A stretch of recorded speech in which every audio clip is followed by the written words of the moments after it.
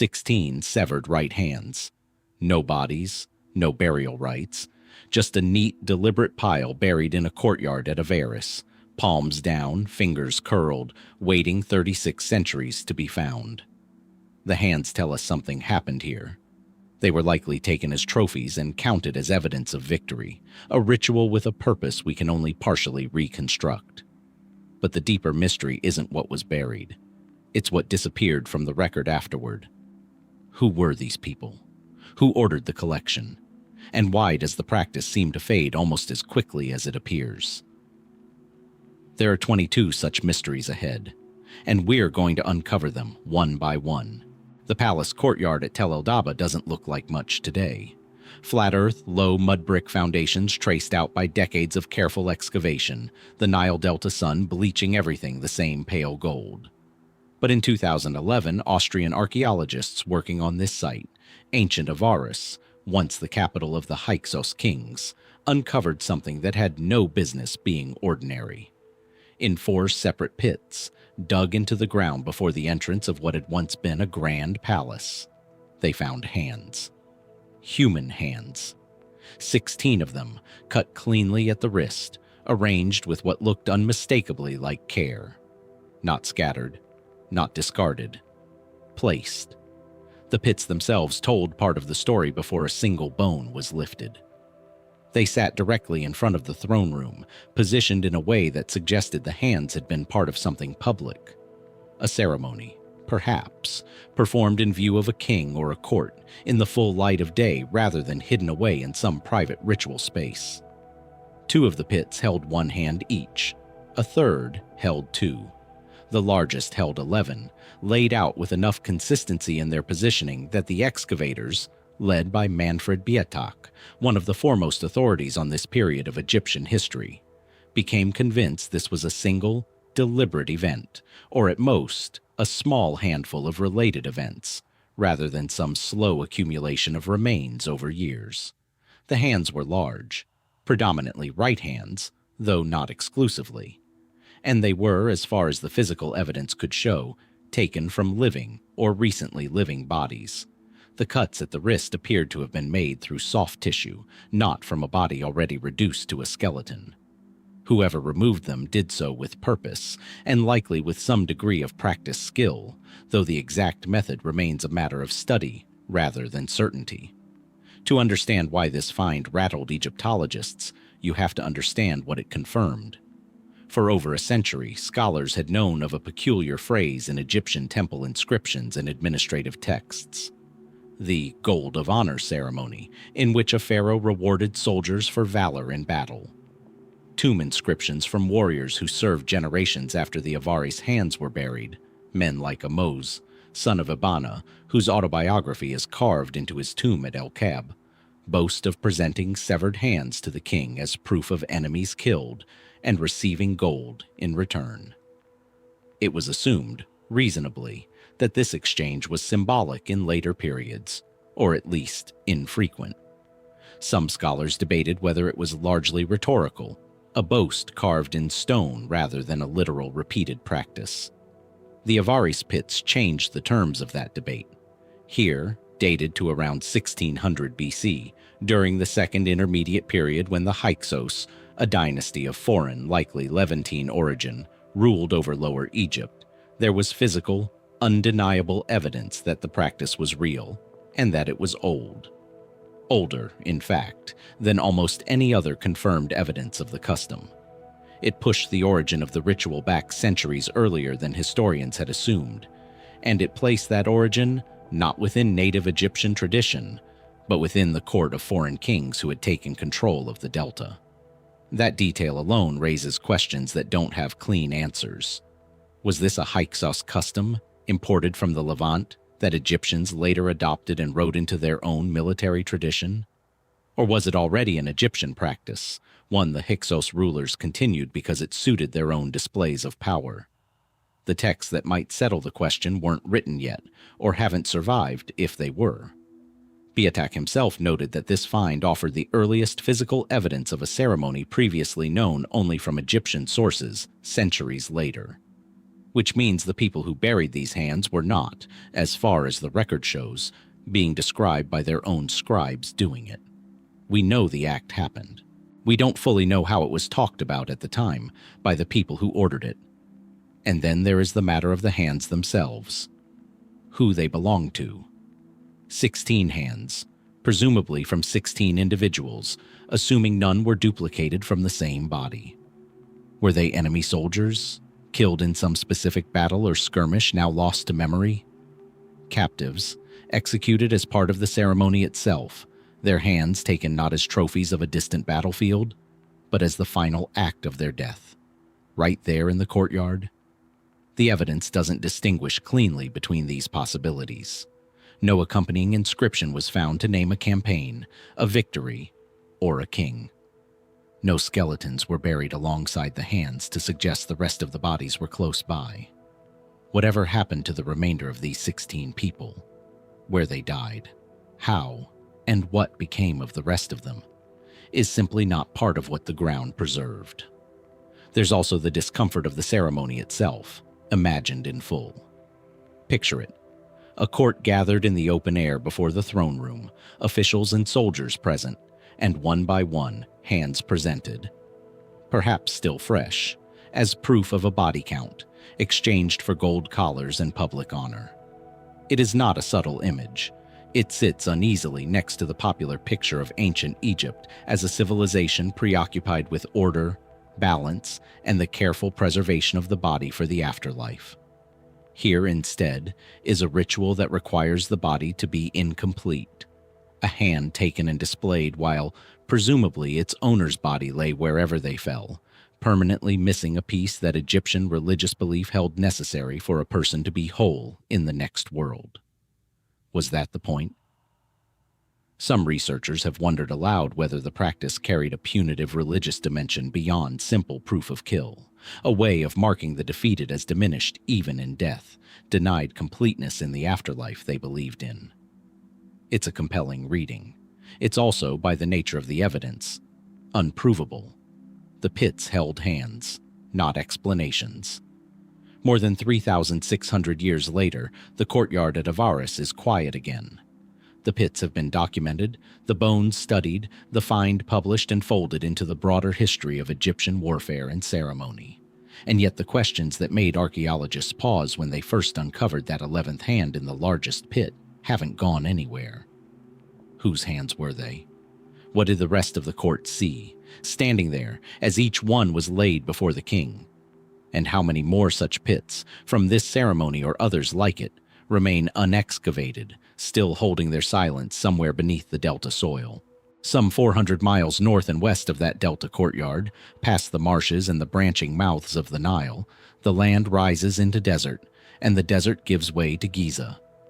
Here there is no soil to dig into for pits and secrets. Only stone, stacked in a shape so vast and so old that it has outlasted the empires that came after the one that built it. The Great Pyramid has stood on this plateau for roughly 4,500 years.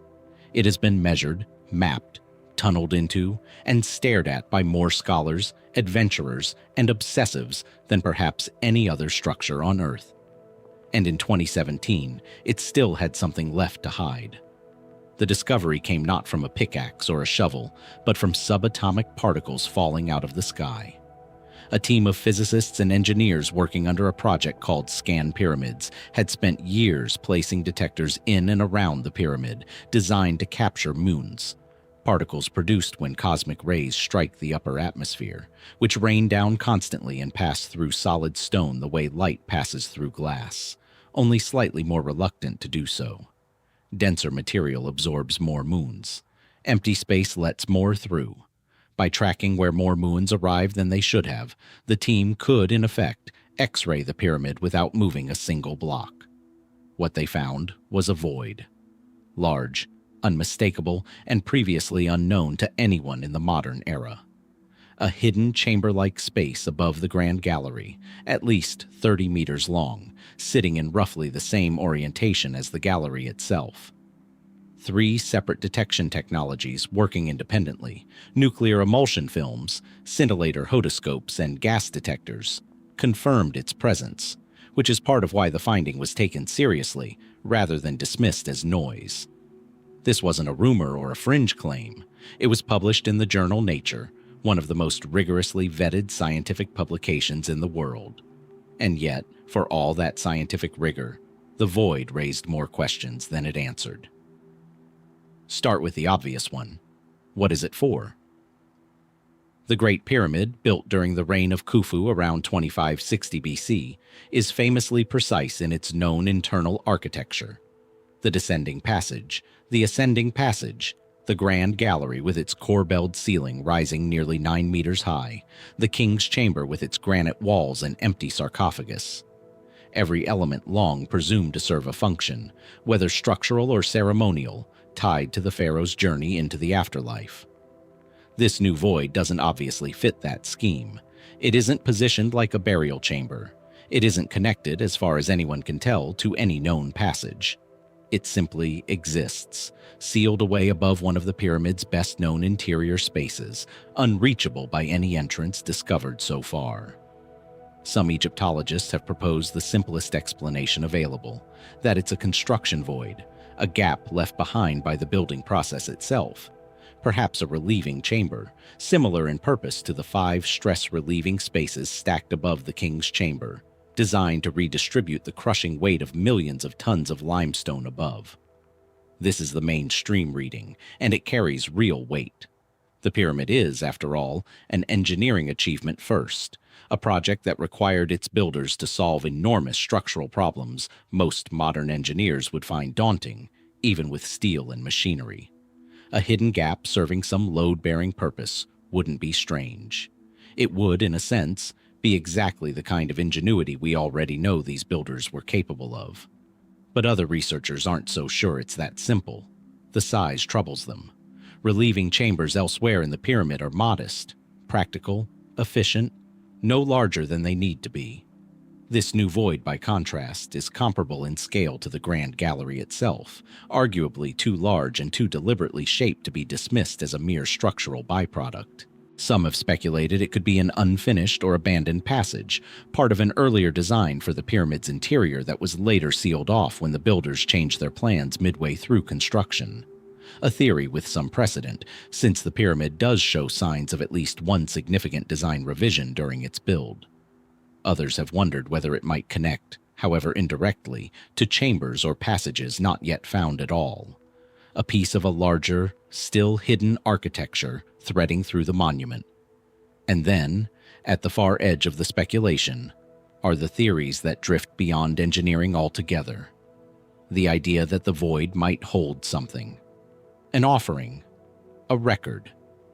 Even, in the most speculative corners of pyramid research, some artifact tied to the older, more contested claims about the Great Pyramid's origins and purpose, claims most Egyptologists reject, but that persist regardless, fueled by precisely this kind of unresolved gap in the historical record. The scientists behind Scan Pyramids have been careful publicly not to speculate wildly about contents. Muon imaging can tell you that a space exists. It cannot tell you what, if anything, sits inside it. That's the strange position this discovery leaves us in. We know, with a fairly high degree of scientific confidence, that there is a large, empty space inside one of the most thoroughly studied buildings on the planet. We know its rough dimensions and its rough location. We do not know how to reach it. We do not know when it was sealed, or by whom, or whether it was ever meant to be found again. Every proposed method of physically accessing the void, drilling, robotic probes threaded through existing cracks and joints, carries the risk of damaging a structure that has survived, largely intact, for over 4,000 years. So for now, the void remains exactly what the Muons revealed it to be. A shape in the darkness, detected but not entered, its silhouette confirmed and its contents entirely unknown. Khufu's pyramid has been standing in full view of humanity for the better part of recorded history, examined by nearly every civilization that followed the one that built it. And still, in the 21st century, it managed to conceal a space the size of an airliner's fuselage, invisible to anyone until physics found a way to see through solid stone. What else, one has to wonder, is sitting inside that mountain of limestone and granite, still waiting for the right kind of light to fall on it. Long before Khufu's architects ever laid out the base of his pyramid, long before Muon's had a stone mountain to pass through, there was Abydos, a stretch of low desert on the west bank of the Nile, roughly 450 kilometers south of Giza, that Egyptians of every later era would come to regard as sacred ground. This is where the story of Egyptian kingship itself begins, more than 1,000 years before the pyramids. And it begins with a practice that unsettled Egyptologists the moment they understood what they were looking at. The site is known today as el-Kab, Mother of Pots, named for the millions of pottery shards later pilgrims left scattered across it, offerings to kings who were, by then, already ancient history.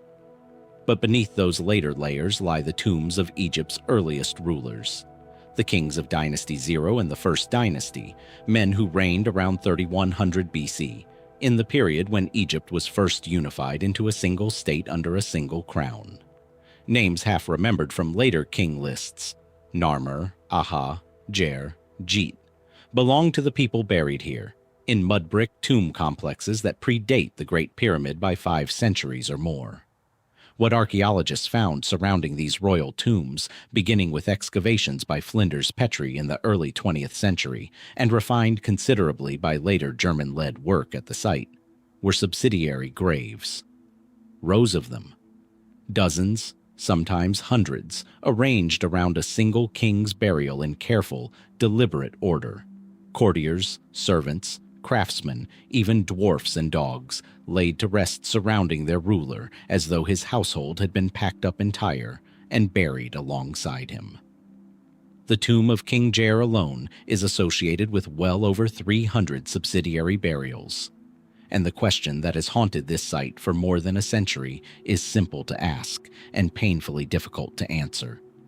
Did these people die naturally, at staggered times, and get buried near their king as an honor? Or did they die together, at once, timed deliberately to accompany him into the next world? The evidence increasingly points toward the second, darker possibility. The subsidiary graves at Abydos show a consistency in construction. Same building phase, same roofing technique, same fill, that argues against burials trickling in gradually over years. Many of the individuals interred were young. Skeletal analysis has suggested a number died in what would have been the prime of life, showing no obvious signs of disease or trauma that would explain a natural death. And the graves themselves were sealed as part of a single unified construction project alongside the king's own tomb, not added on piecemeal as courtiers happened to pass away over the following years. Taken together, this pattern strongly resembles what Egyptologists call retainer sacrifice, the deliberate killing of an elite's household and servants at the time of his death, so that they might continue serving him in the afterlife exactly as they had in life. If that reading is correct, it places Egypt's earliest kings among a small, grim club of ancient societies, alongside early dynastic Ur in Mesopotamia, and later, the Shang dynasty in China. That practiced mass retainer sacrifice at the very moment their kingship was consolidating its power, and that timing may be the most important clue of all.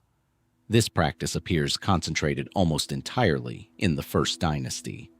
By the time later kings of the Second and Third Dynasties came to power, including the builders who would go on to raise the first pyramids, the subsidiary graves shrink, then vanish from the royal burial record entirely.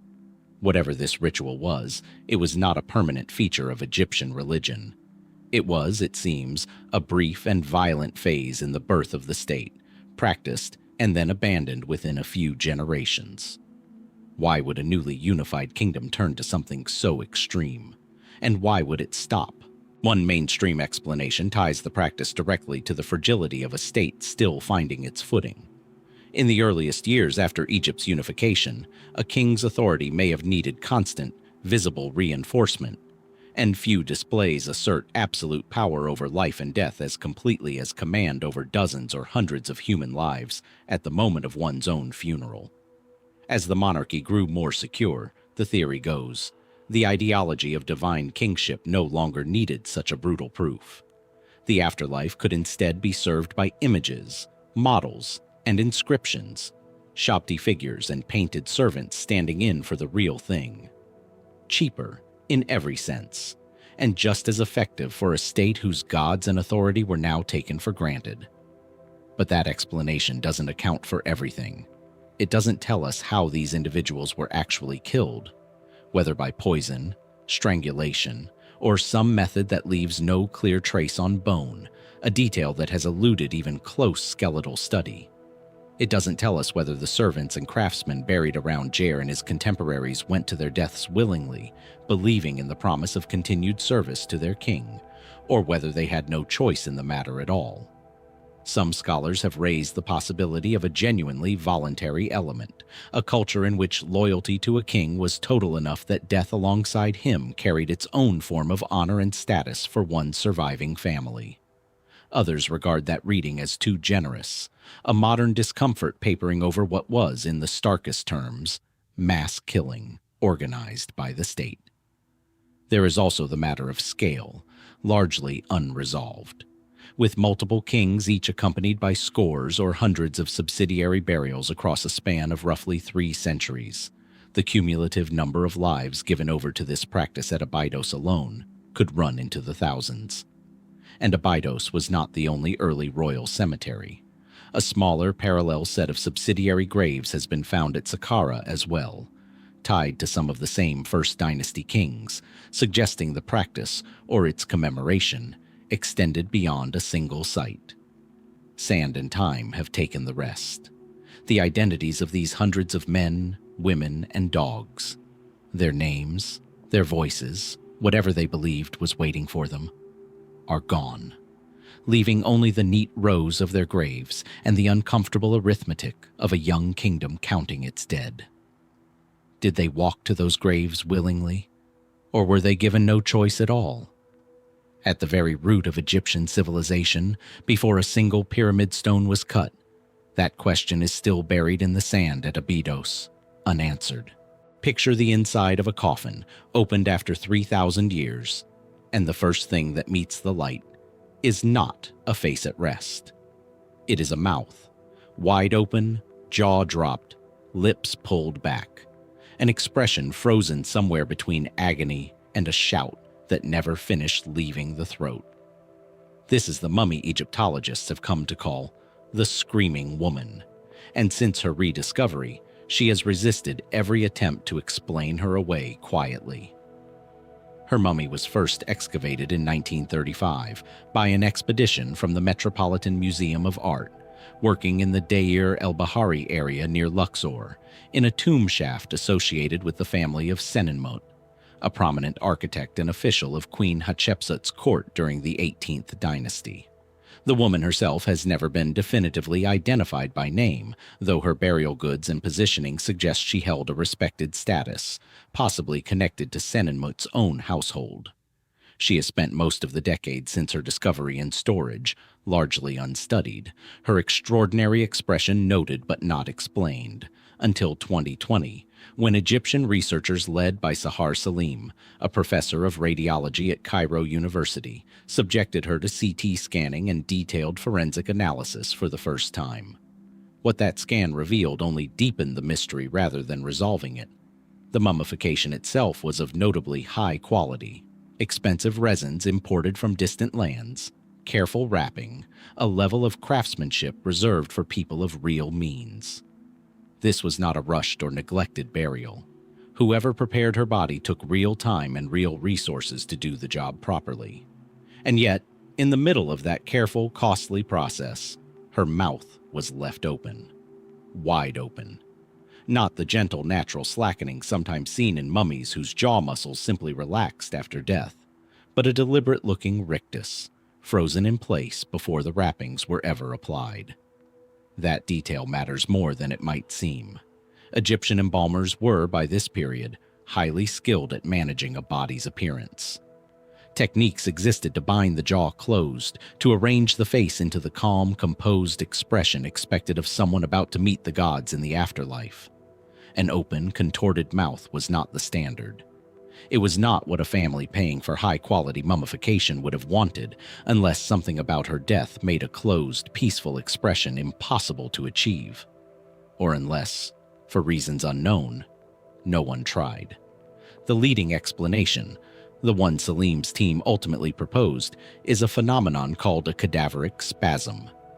An instantaneous rigor that can lock muscles into the exact position they held at the moment of death, particularly during moments of extreme physical or emotional distress.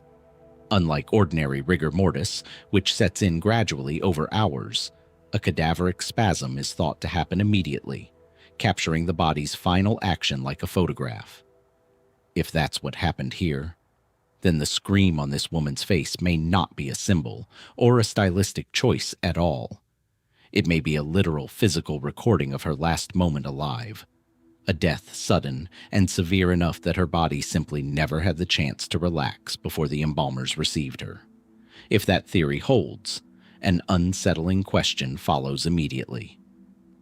What happened to her? A cadaveric spasm this pronounced typically points to a violent, agonizing, or terrifying death. Poisoning, cardiac event, extreme physical trauma.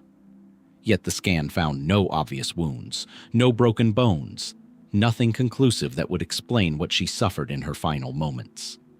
Salim's team has speculated about the possibility of a fatal heart attack or an acute psychological event severe enough to trigger the spasm. But without more direct evidence, this remains informed speculation rather than a confirmed cause of death.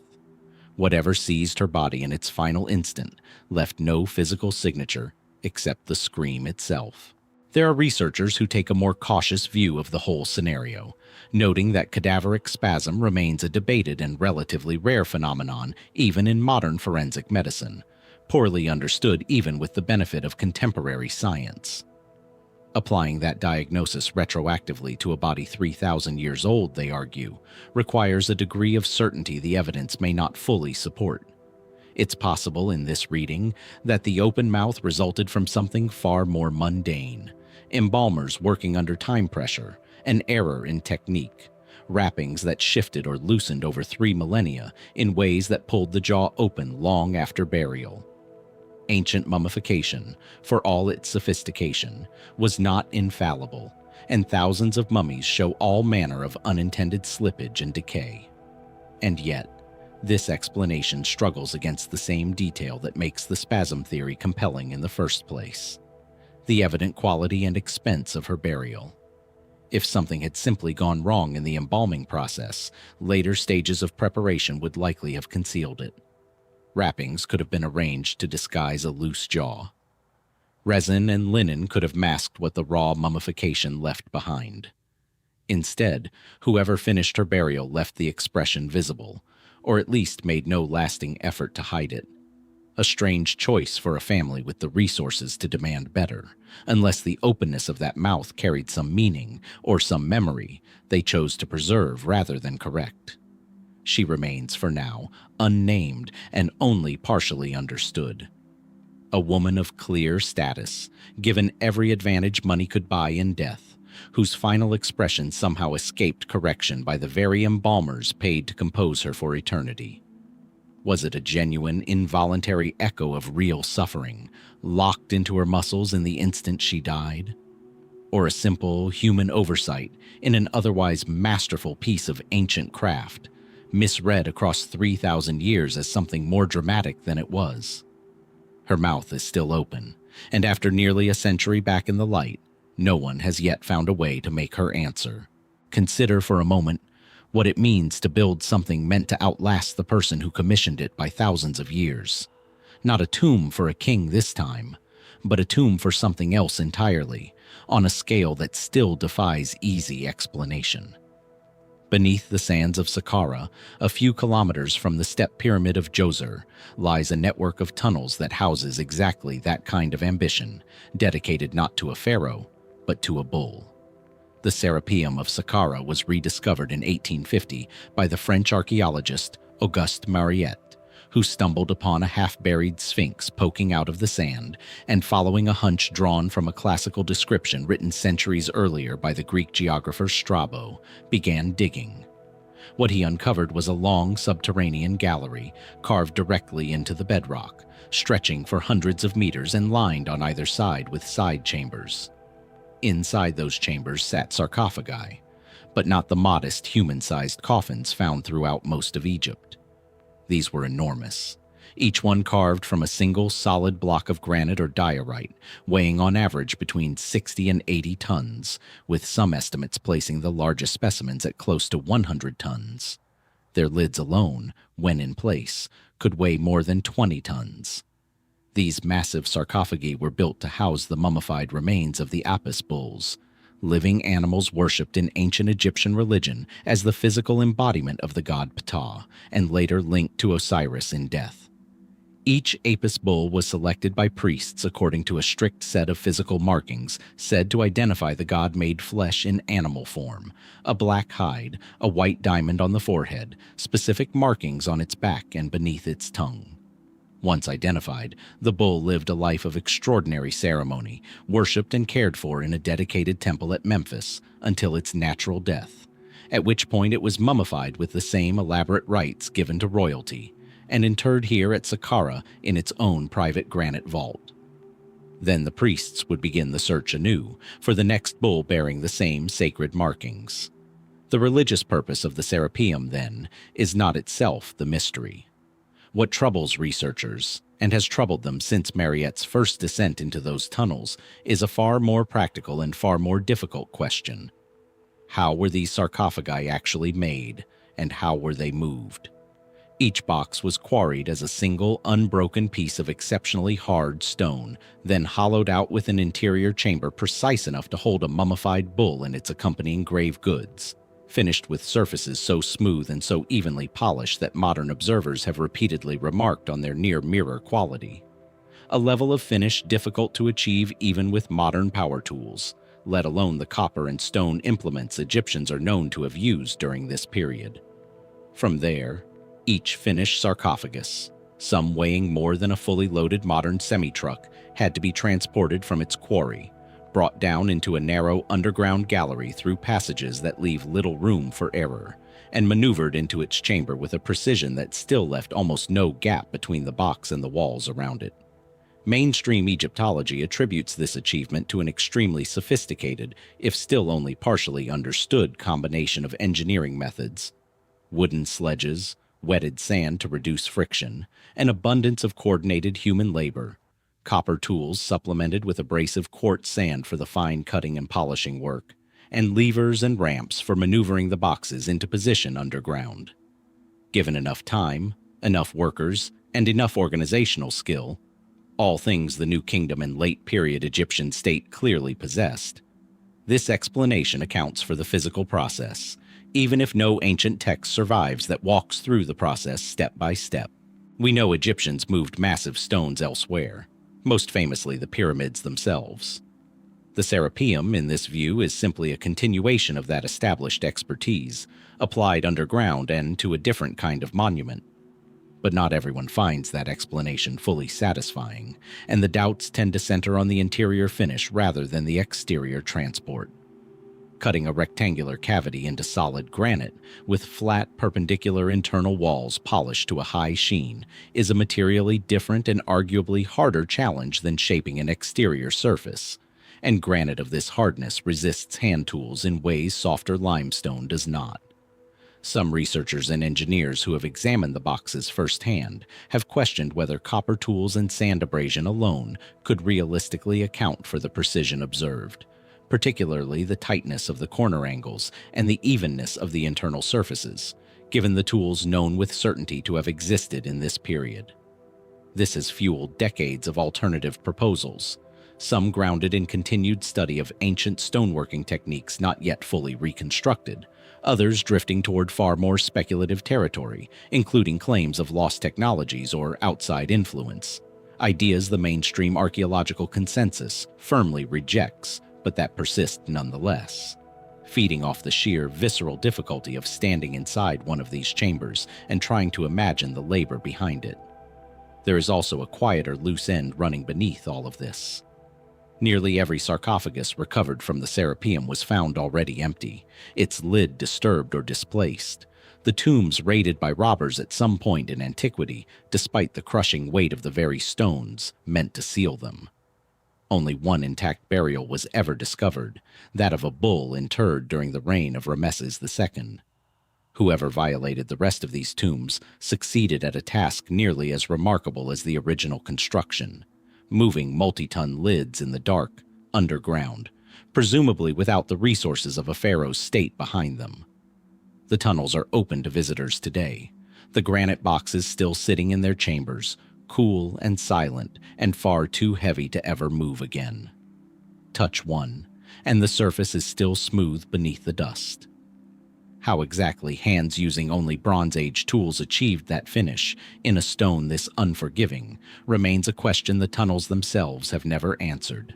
Push the clock back further still, past the granite vaults of Saqqara, past the retainer burials of Abydos' first kings, into the centuries before Egypt was even a unified idea. Before there were pharaohs to serve in death, there were simply villages along the Nile, farming communities burying their dead in shallow pits in the desert margin, wrapped in reed matting or animal skin, with a few simple pots for company. Most of these predynastic burials, dating from roughly 4400 to 3100 BC, are unremarkable in the most reassuring sense of the word. Bodies laid out whole, curled on their sides, facing west toward the setting sun. But a smaller, stranger subset of these graves is not unremarkable at all. In them, archaeologists have found bodies that were never whole to begin with. The evidence comes from sites scattered across Upper Egypt, cemeteries at Nakada, Hierakonpolis, Adama, and elsewhere, excavated across more than a century of fieldwork, from early 20th century digs by Petrie and his contemporaries through later, more forensically careful excavations. In a number of these graves, skeletons were found not in anatomical order, but disarticulated. Long bones bundled separately from the torso, a skull placed apart from its own spine, limbs gathered and arranged in a manner that has nothing to do with how a body decomposes naturally in the ground. Some graves contained what researchers describe as bone bundles, collections of disarticulated remains wrapped and buried together, occasionally representing more than one individual folded into a single burial. The first and least troubling explanation is one every archaeologist working in this field takes seriously before considering anything more dramatic: secondary burial. In many ancient cultures, a body was not buried once, but twice. First left to decompose, or in some cases, deliberately excarnated in a temporary location, then later gathered up once the flesh was gone, and reburied properly in bundled, defleshed form. This practice is documented across a wide range of ancient societies, and would neatly explain graves where bones are present, but out of anatomical order, without requiring anything sinister to have happened to the person at all. Under this reading, the disarticulation reflects a considered, even reverent, two-stage funerary process. Not violence, but a different relationship with the timeline of death and burial than the one we're used to. But secondary burial doesn't account for everything researchers have found in this category of grave, and it's here that the picture gets harder to settle. In some cases, cut marks have been identified directly on the bones themselves, marks consistent with defleshing using stone tools, made while some soft tissue may still have been present, rather than simple natural separation of bones that had already gone completely dry. That detail shifts the interpretation meaningfully. Deliberately cutting flesh from bone is a different act, and arguably a more intimate and involved one, than simply collecting bones that time and decomposition had already loosened. Some researchers have proposed this reflects a genuine, non-violent mortuary practice. Intentional defleshing as part of a spiritual or practical preparation of the body, perhaps related to beliefs about the journey the dead were thought to undertake, or simply a means of managing burial space and remains before descriptions of Egyptian religion had settled into the forms we recognize from later periods.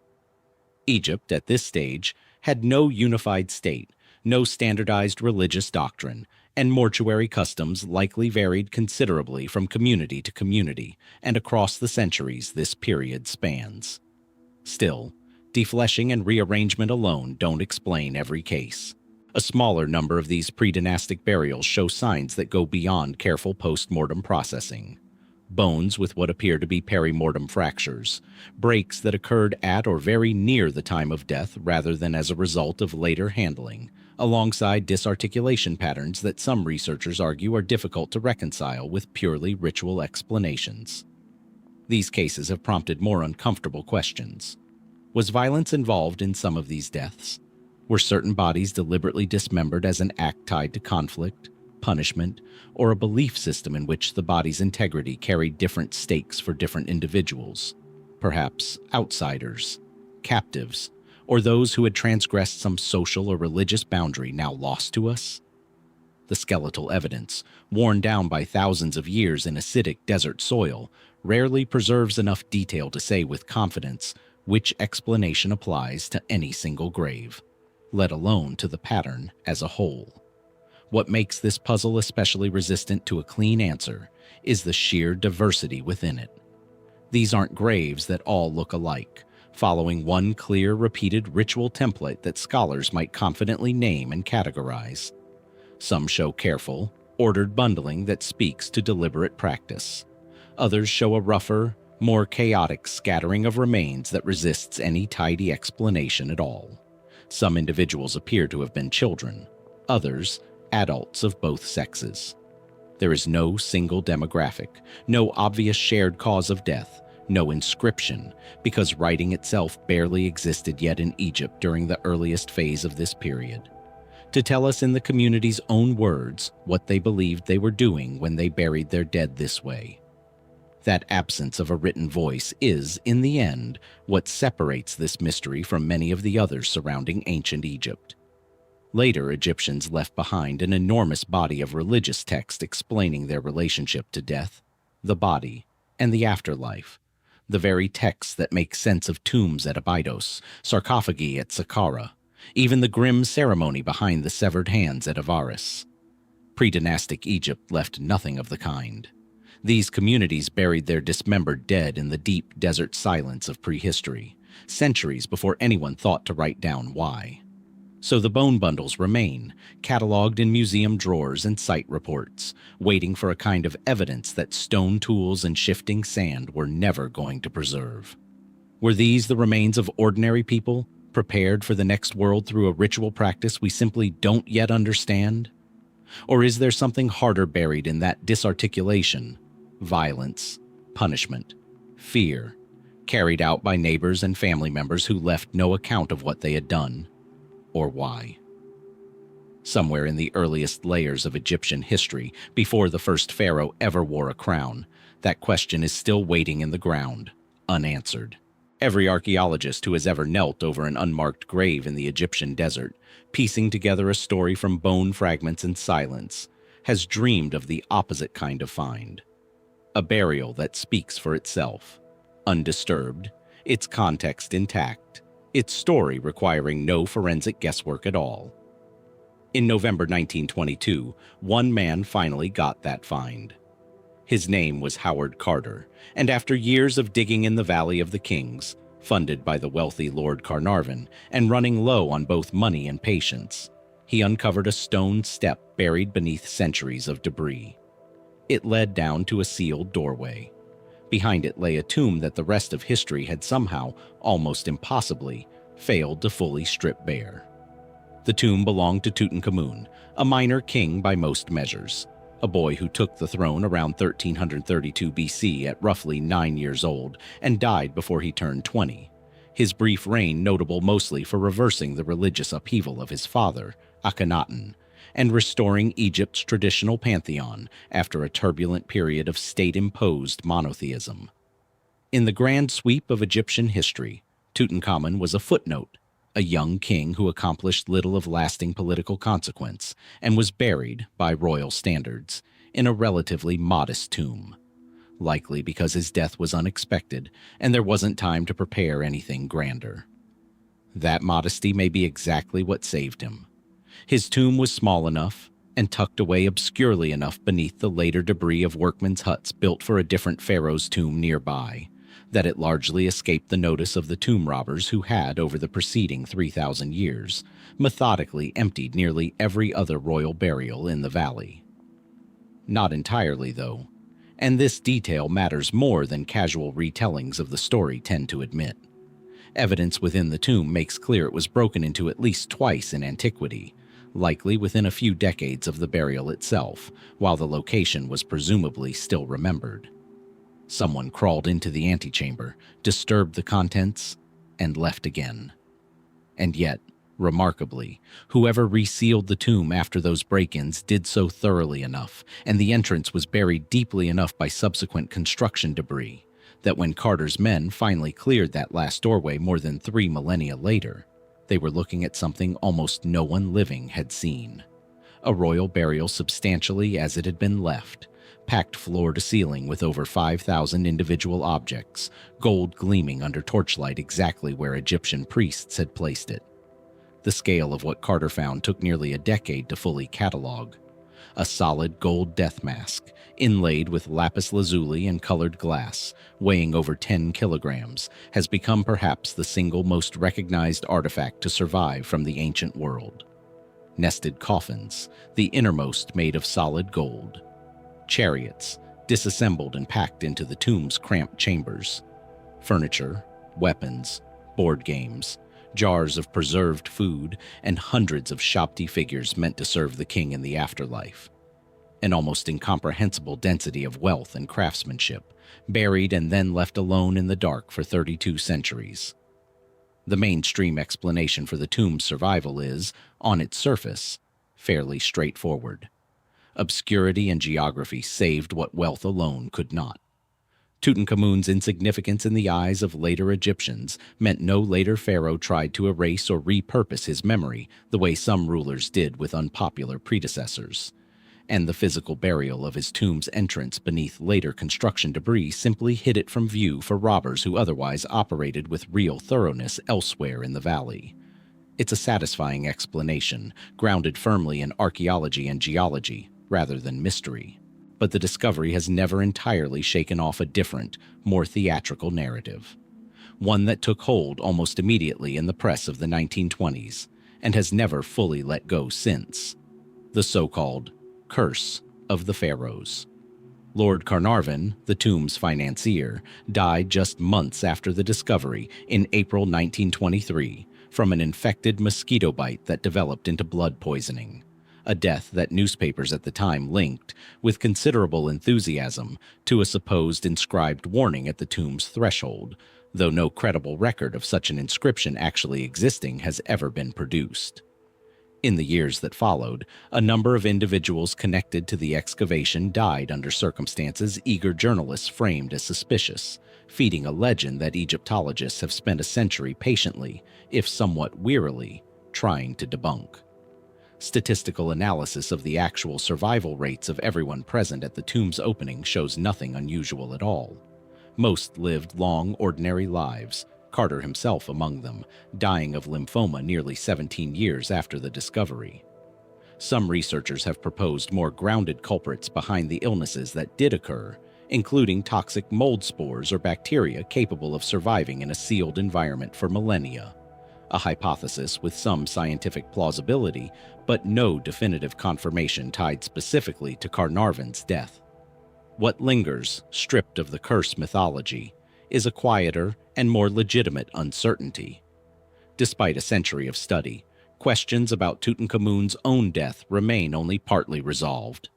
Competing theories involving a chariot accident, a severe leg fracture complicated by malaria, or genetic complications from within a heavily intermarried royal family have each found supporters, without any single explanation achieving full consensus. And the tomb's very existence, small and hastily arranged as it was for a king who died before anyone expected him to, still raises a nagging question of its own. If a minor king's rushed burial could conceal this much wealth, largely by accident of geography and obscurity, what might still lie beneath the Valley of the Kings, undiscovered, belonging to rulers, history remembers far better than it ever remembered Tutankhamun? Not far from the Valley of the Kings, separated only by the same limestone cliffs that shelter Tutankhamun's tomb from the desert wind, the land curves into a natural amphitheater known as Deir el-Bahari, famous chiefly for the soaring mortuary temple of Queen Hatshepsut, whose terraces still draw the eye from a considerable distance. But tucked into the slope above and to the side of that temple, largely overshadowed by it in both fame and scale, lies a much older and considerably grimmer find, a single-shaft tomb, catalogued simply as Tomb 507, excavated in 1923 by Herbert Winlock, an American archaeologist working for the Metropolitan Museum of Art. What Winlock found inside was a mass burial unlike almost anything else recovered from ancient Egypt. Approximately 60 bodies, wrapped only in simple linen rather than properly mummified, crammed together in a manner that made clear this was no ordinary funerary preparation. Every one of the men, and forensic study later confirmed they were overwhelmingly young adult males, had died violently. Arrows still embedded in some of the remains, skull fractures consistent with blows from maces or similarly heavy weapons, and, most strikingly, evidence that a number of the bodies had been decapitated, their heads separated from their bodies at some point, either at the moment of death or shortly after. Winlock dated the burial to the early 11th dynasty, roughly 2060 BC, placing it squarely within the first intermediate period, an era of Egyptian history defined by fractured central authority, when the unified kingdom of the Old Kingdom had splintered into competing regional power bases, chief among them the rival dynasties centered at Hierakonpolis in the north and Thebes in the south. Winlock's interpretation, still the leading explanation today, connects these 60 men directly to that conflict.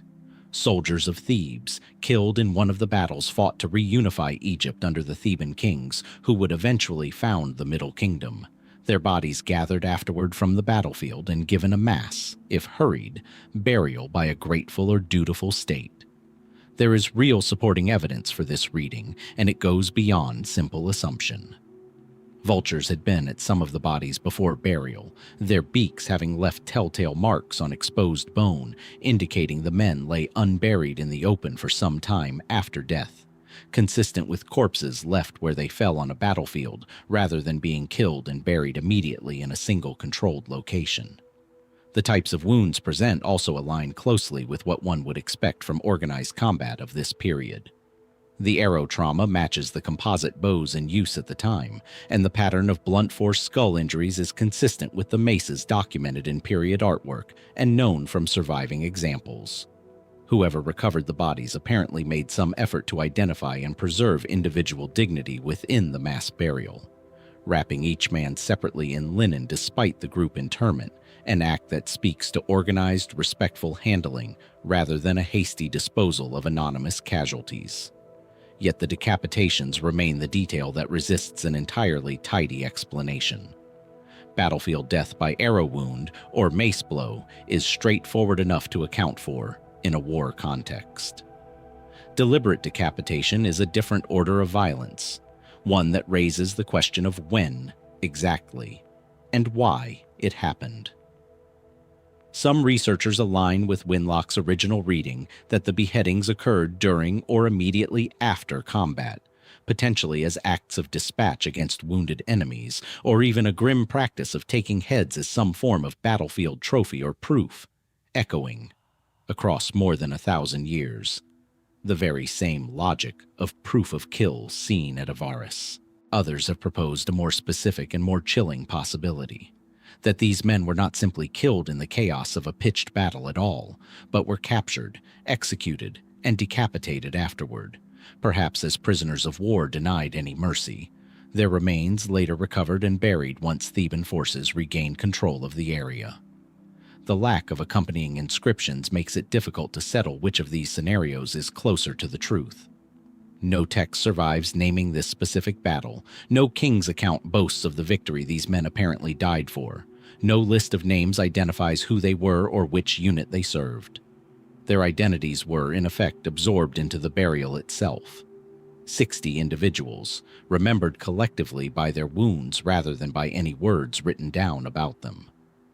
Even the question of exactly which side of the conflict they fought for rests on inference from location and circumstance rather than direct confirmation, since Thebes, not Hierakonpolis, controlled this stretch of the Nile at the time of burial, making Theban soldiers the far likelier candidates, but not an absolutely certain one.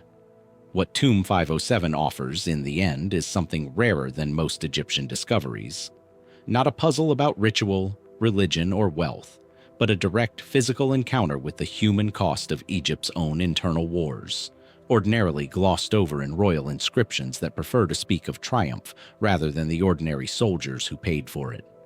60 men, gathered from wherever they fell, wrapped with more care than their deaths would suggest, and sealed into a shaft above Deir el-Bahari almost exactly a millennium before Tutankhamun would be laid to rest nearby. Did they die charging a fortified position, or kneeling as prisoners with no say in what came next? The wounds on their bones tell us how violently they died. They have never told us, and may never tell us, exactly why. That same linen, plain, undecorated, wrapped by hands working quickly rather than ceremonially, reappears less than a mile away, around the shoulder of the same cliffs above Deir el-Bahari, in a find that would upend Egyptology's entire understanding of what had happened to its most famous kings. Only here, the linen wasn't wrapped around anonymous soldiers. It was wrapped around pharaohs. The story begins not with an archaeologist, but with a family. Through the 1870s and into the early 1880s, a startling number of genuine royal antiquities, funerary papyri, amulets, objects inscribed with the names of kings long presumed lost to history, began surfacing on the Luxor antiquities market, sold quietly to collectors and museums. Egyptologists grew suspicious. Objects bearing royal cartouches simply didn't appear this often, or this cleanly, from tombs that were supposedly already known and already empty. Suspicion eventually settled on a local family, the Abd el-Rasuls of Kurna, a village built into the hillside directly above the Theban necropolis, whose residents had quietly made looting ancient tombs something of a generational trade. After questioning, and by most accounts, some degree of pressure, from Egyptian authorities in 1881, one of the brothers, Muhammad Abd el-Rasul, finally led officials to a source the family had apparently been discreetly plundering for close to a decade. A hidden shaft tomb, now designated TT-320, cut into the cliff face above the temple of Hatshepsut. What officials found inside, once Egyptologist Emil Brugsch was lowered down to examine it, defied belief. Crammed into a narrow corridor and burial chamber were more than 50 mummies and coffins, and among them were names that represented the absolute pinnacle of Egyptian royal history. Seti Sarcophagi Ramesses II, arguably the most powerful pharaoh Egypt ever produced. Thutmose III, the great warrior king of the 18th dynasty. Amosha I, who had driven the Hyksos rulers out of Egypt and founded the new kingdom in the first place. Kings who, according to their own original tombs in the Valley of the Kings, should have been resting in the tremendous, individually decorated burial chambers built for them centuries earlier. Tombs that were, by the 19th century, long known to archaeologists as empty, robbed shells. Here instead were the actual bodies, gathered together in one plain, undecorated shaft, wrapped in simple linen, stacked and crowded in a manner that had nothing to do with the singular grandeur each of these kings had commanded in life. The explanation, once Egyptologists worked through the inscriptions found on the coffins and the mummy wrappings themselves, turned out to be almost administrative in nature, and all the more unsettling for it. Priests of the 21st dynasty, working roughly 3 centuries after Ramesses II's own death, around 1000 BC, had faced a crisis of their own. Tomb robbery in the Valley of the Kings had become so pervasive, so difficult for a weakened central government to control, that the royal mummies themselves were no longer safe in their original well-known resting places. So the priesthood undertook a quiet, almost bureaucratic solution.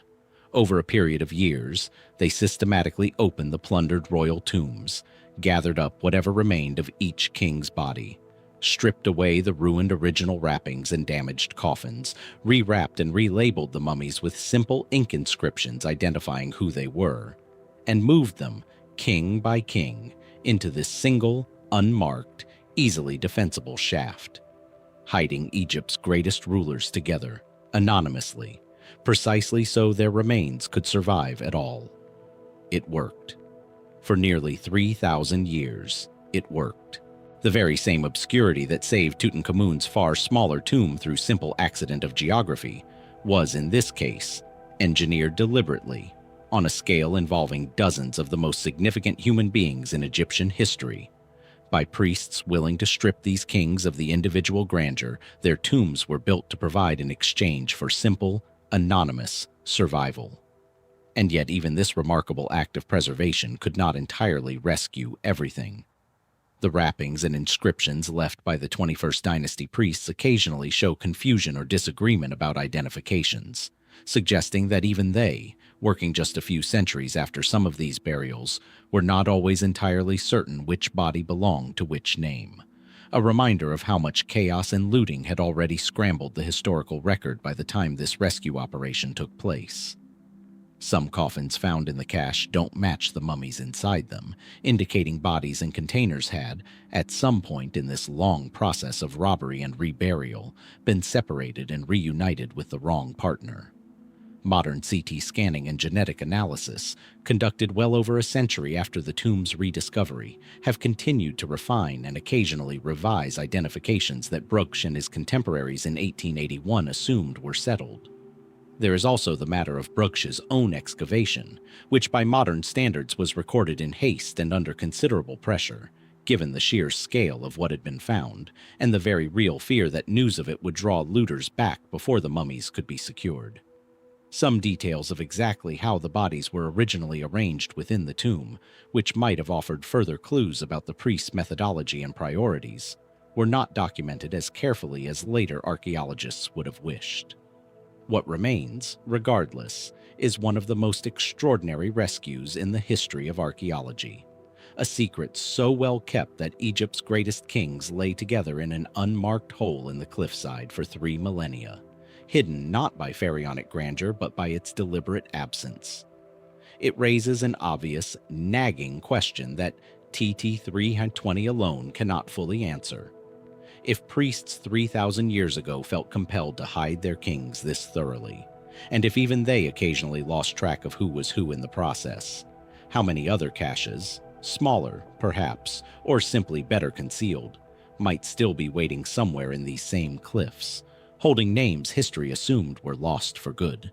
Mistaken identity, it turns out, wasn't only a problem for the priests who once tried to organize Egypt's scattered kings. It has dogged this next mummy for well over a century, in a case of misidentification only unraveled by the same kind of modern imaging that has quietly rewritten so much of what we thought we already knew.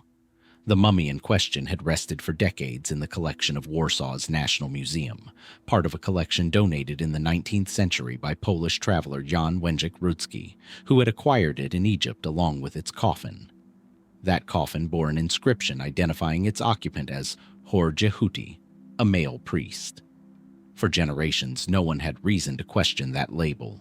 The mummy sat catalogued under that name, one modest entry among many in a museum collection, until 2015, when a research team known as the Warsaw Mummy Project, led by archaeologist Marzena Ojarek-Szylka, working alongside radiologist Wojciech Eismund, began a systematic program of CT scanning the museum's mummies, simply to update old, incomplete records with modern imaging. What the scan revealed had nothing to do with a priest at all. The skeletal structure was unambiguously female, a detail that immediately meant the coffin and its occupant had, at some point in the mummy's long history, been separated from their original context and paired together incorrectly, whether through ancient tomb robbery and reburial, 19th century antiquities trading, or some combination of both. That alone would have been a notable enough correction. But as the scan continued, the researchers found something else entirely. Tucked low in the abdominal cavity, its shape unmistakable even in cross-section. a small, curled form, consistent with a fetus, still in utero. If the identification holds, this would be the only known mummified body preserved with a pregnancy intact, a genuinely unique case in the entire archaeological record of ancient Egypt, despite the staggering number of mummies recovered and studied over the past 2 centuries. The team estimated, based on the apparent developmental stage of the fetal remains, that the pregnancy had reached somewhere between the 26th and 30th week when the woman died, meaning she was well into her 3rd trimester, her body far along in a pregnancy that never reached its conclusion. Further analysis placed the woman's age at death in her 20s and dated the mummy itself to sometime in the 1st century BC, toward the very end of Egypt's Ptolemaic period, shortly before Roman rule absorbed the country entirely. The mainstream explanation for what happened here is, in its outline, tragically simple: death in late pregnancy or during childbirth, a risk that loomed over ancient women with a weight almost impossible for us to fully appreciate today, given the absence of modern obstetric care. What makes the case remarkable isn't the death itself, but the aftermath. The fact that Egyptian embalmers, faced with this pregnant body, made the deliberate choice to leave the fetus in place, mummifying mother and unborn child together rather than removing the fetal remains as a separate step in the process, which some researchers had assumed, prior to this discovery, might have been standard practice given how thoroughly Egyptian embalmers typically removed and separately treated other internal organs. Why leave the fetus inside? This is where the certainty of the physical evidence gives way to genuine, open interpretation. Some researchers on the project have proposed a religious dimension, that an unborn child was considered, in some sense, not yet fully a separate being under Egyptian religious thought, and so had no independent claim to the ritual treatment given to organs removed during standard mummification, remaining instead simply an unseparated part of the mother's body as it passed into the afterlife together. Others have suggested a more protective reading, that leaving the fetus in place, in a womb Egyptian religious belief had long associated with regeneration and rebirth through the image of the goddess Isis, may have reflected a deliberate wish to send mother and child into eternity as one continuous, still intact unit, rather than a technical oversight or a simple matter of practical convenience. That reading remains, by the researchers' own careful framing, an informed but unconfirmed hypothesis, rather than a settled fact, and not every scholar in the field has accepted the identification without question. Some raised early doubts about whether the shape in the abdominal cavity could instead represent something else entirely. A common and well-documented mummification artifact, for instance, in which internal organs sometimes shrink, shift position, or become mineralized in ways that can occasionally mimic other shapes under imaging. The Warsaw team has pushed back firmly against this alternative reading, pointing to the consistent curled posture, proportions, and positioning they say aligned specifically with a fetus, rather than any known organ artifact, and further research and refined imaging have continued to support their original conclusion. But the debate itself is a useful reminder of just how much interpretation still rides on every CT scan of an ancient body, however advanced the technology behind it. There is also, more quietly, an entire life left unaccounted for. We know almost nothing about who this woman actually was. Her name lost the moment her original coffin and identity became separated from her body, replaced for more than a century by a man's name that was never hers to begin with.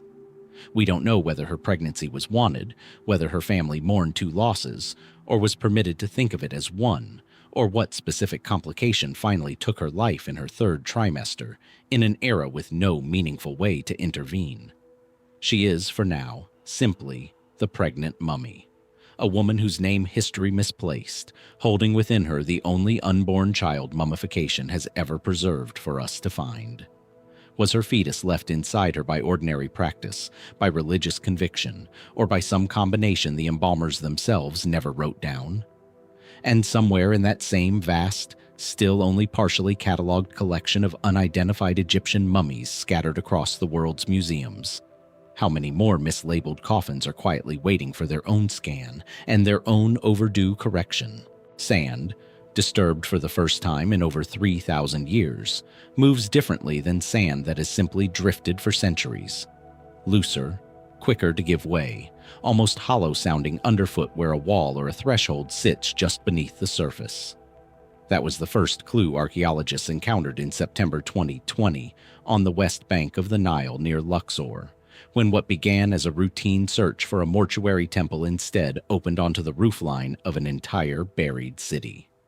The excavation, led by veteran Egyptologist Zahi Hawass, had set out looking for something fairly specific and fairly modest: the remains of Tutankhamun's mortuary temple, believed to lie somewhere in the area based on the known locations of nearby temples belonging to Horemheb and A.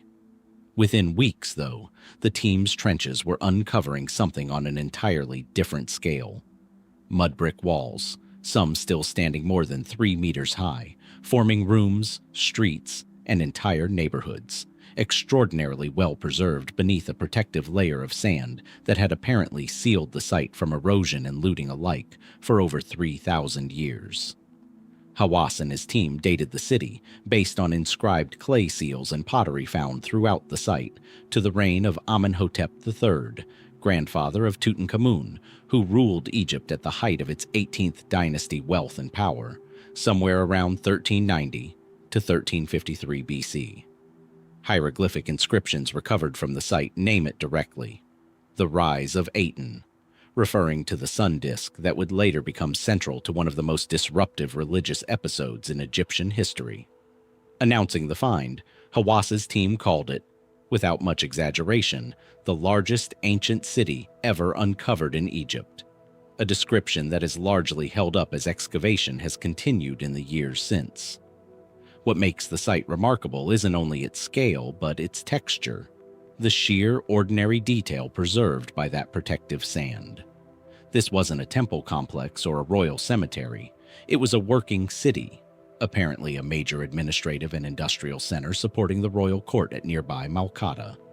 Excavators found bakeries with grain still inside their ovens, entire workshops for producing mud bricks stamped with Amenhotep III's own royal seal, glassmaking and jewelry workshops with slag and unfinished pieces still scattered across work surfaces, and even a cemetery containing rock-cut tombs. 2 cow or bull burials were found within the settlement itself, their purpose still under study. Perhaps most striking of all, in one area, excavators found a skeleton with arms outstretched and legs crossed, alongside the remains of a rope wrapped around its knees. A burial position unusual enough that its full context and meaning are still being investigated. None of this, on its own, would be especially mysterious. Ancient cities get buried by sand. That is, in some sense, the entire premise of Egyptian archaeology. What has kept researchers puzzling over this site is a specific, unresolved question about its ending. Why was the city abandoned, apparently rather suddenly, with tools left mid-task and ovens left loaded?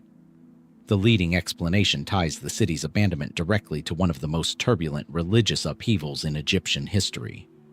Amenhotep III's son and successor, Akhenaten, would go on to abandon Egypt's traditional pantheon entirely in favor of exclusive worship of the Aten, relocating the entire royal court roughly 250 kilometers north to a brand new capital city he built from nothing, called Akhetaten, known today as Amarna. If the administrative and industrial city near Luxor existed primarily to support the royal court, and that court then relocated wholesale under Akhenaten's religious reforms, it would follow naturally that this city's population and purpose might have been substantially, and fairly rapidly, transferred north along with it, leaving workshops and bakeries behind in whatever state they happened to be in on the day the order came through. That explanation fits the known chronology reasonably well and requires no exotic assumptions. But it leaves gaps of its own. Some archaeologists have questioned whether the abandonment was really as total or as immediate as the initial report suggested, noting that later evidence has shown parts of the site continued to be used, at least intermittently, into the reign of Tutankhamun and beyond, which would mean the city's story is somewhat messier, and its decline slower and more complicated than a single clean break tied to Akhenaten's religious revolution. Ongoing excavation, still very much active as of the site's most recent seasons, continues to reveal new districts and details that keep revising the picture, sometimes significantly, year over year. There's also the matter of scale that continues to press on researchers even now. This city was uncovered essentially by accident while looking for something else entirely in an area of the Theban necropolis that had already been surveyed and studied for well over a century by generations of archaeologists working within a short distance of the find. If a settlement this large, with standing walls, intact bakeries, and functioning workshops, could remain completely undetected this close to one of the most intensively excavated regions on Earth, it raises an uncomfortable and thrilling question about how much confidence anyone should really have in the completeness of the archaeological map of the Theban West Bank at all. Excavation at the site continues today, expanding outward season by season, each new trench adding more rooms, more workshops, more fragments of daily life from a court at the absolute height of its wealth, just before that wealth and its capital would be uprooted entirely by one king's radical religious vision. The bakeries have gone cold. The rope is still knotted around a stranger's knees. And beneath the sand still surrounding this site, in a stretch of desert archaeologists thought they already knew, the outline of the rest of this city, however much of it remains, is still waiting to be walked. Back across the Nile again, and back to Saqqara, past the granite vaults of the Serapeum, past the tunnels holding those enormous bull sarcophagi, into a different set of underground galleries carved into the same stretch of desert bedrock. These passages don't hold kings, or even sacred bulls raised individually and mourned one at a time. They hold something on a scale almost too large to properly comprehend. An estimated 8 million mummified dogs, alongside millions upon millions of mummified cats, birds, and other creatures, packed into catacombs that stretch for kilometers beneath the necropolis. The site is known as the Catacombs of Anubis, rediscovered and studied extensively over the past 2 decades by researchers including Paul Nicholson of Cardiff University, whose team surveyed the tunnels in detail beginning in the early 2010s. The catacombs date primarily to the late period and Ptolemaic era, roughly the 4th through 1st centuries BC, a time when animal cult worship had become one of the most widespread and commercially significant religious practices in Egypt. Dogs and jackals, sacred to Anubis, the god associated with mummification and the passage into the afterlife, were bred, killed, and mummified here in numbers that dwarf almost every other category of ancient artifact ever recovered from Egyptian soil. The basic religious framework behind this practice is well understood and not, in itself, mysterious.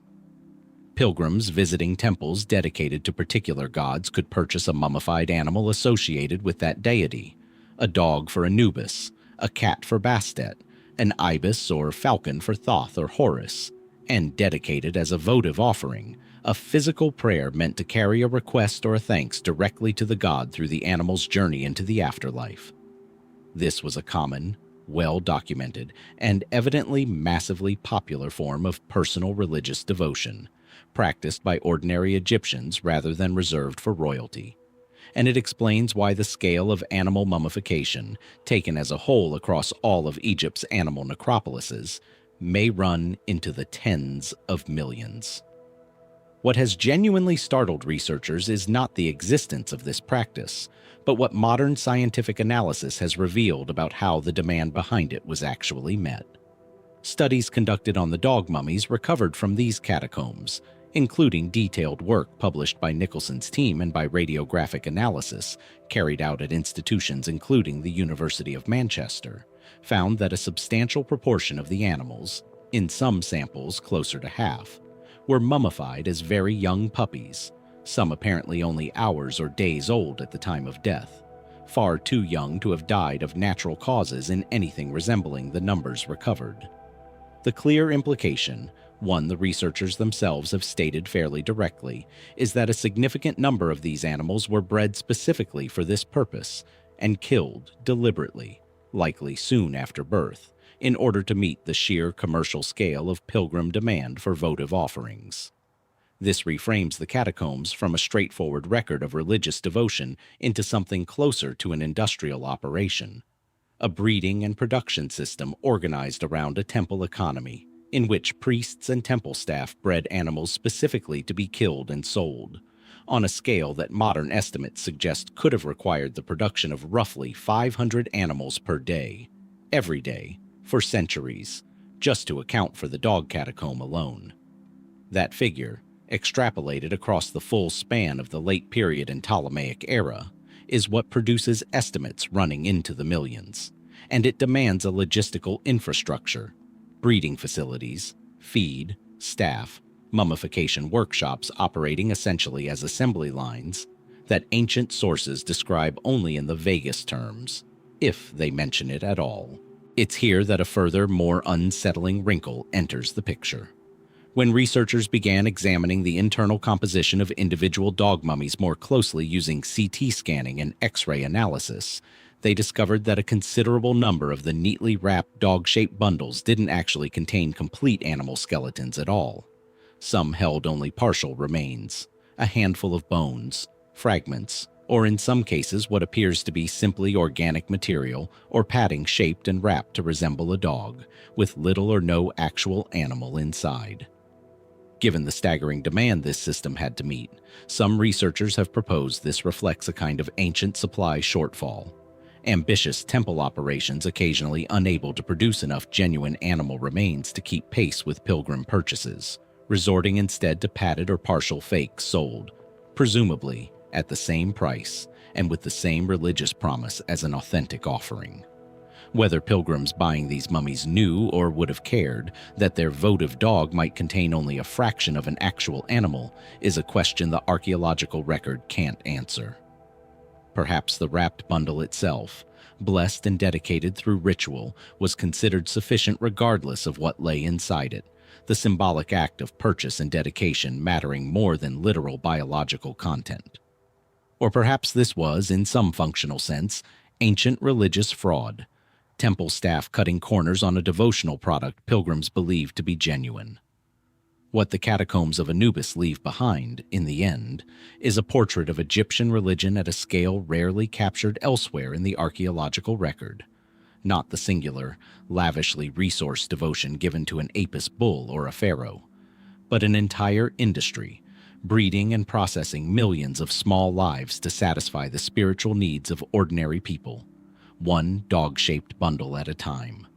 Somewhere in those kilometers of tunnels, among millions of mummies still uncatalogued, an unknown number are hollow, wrapped promises rather than fulfilled ones. How many? No one has yet finished counting.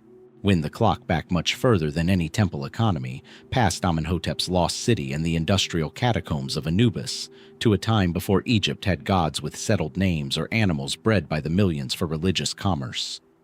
Travel south to Hierakonpolis, one of the most important predynastic settlements in Egypt, and back to around 3600 BC, nearly 2,000 years before Tutankhamun would take the throne.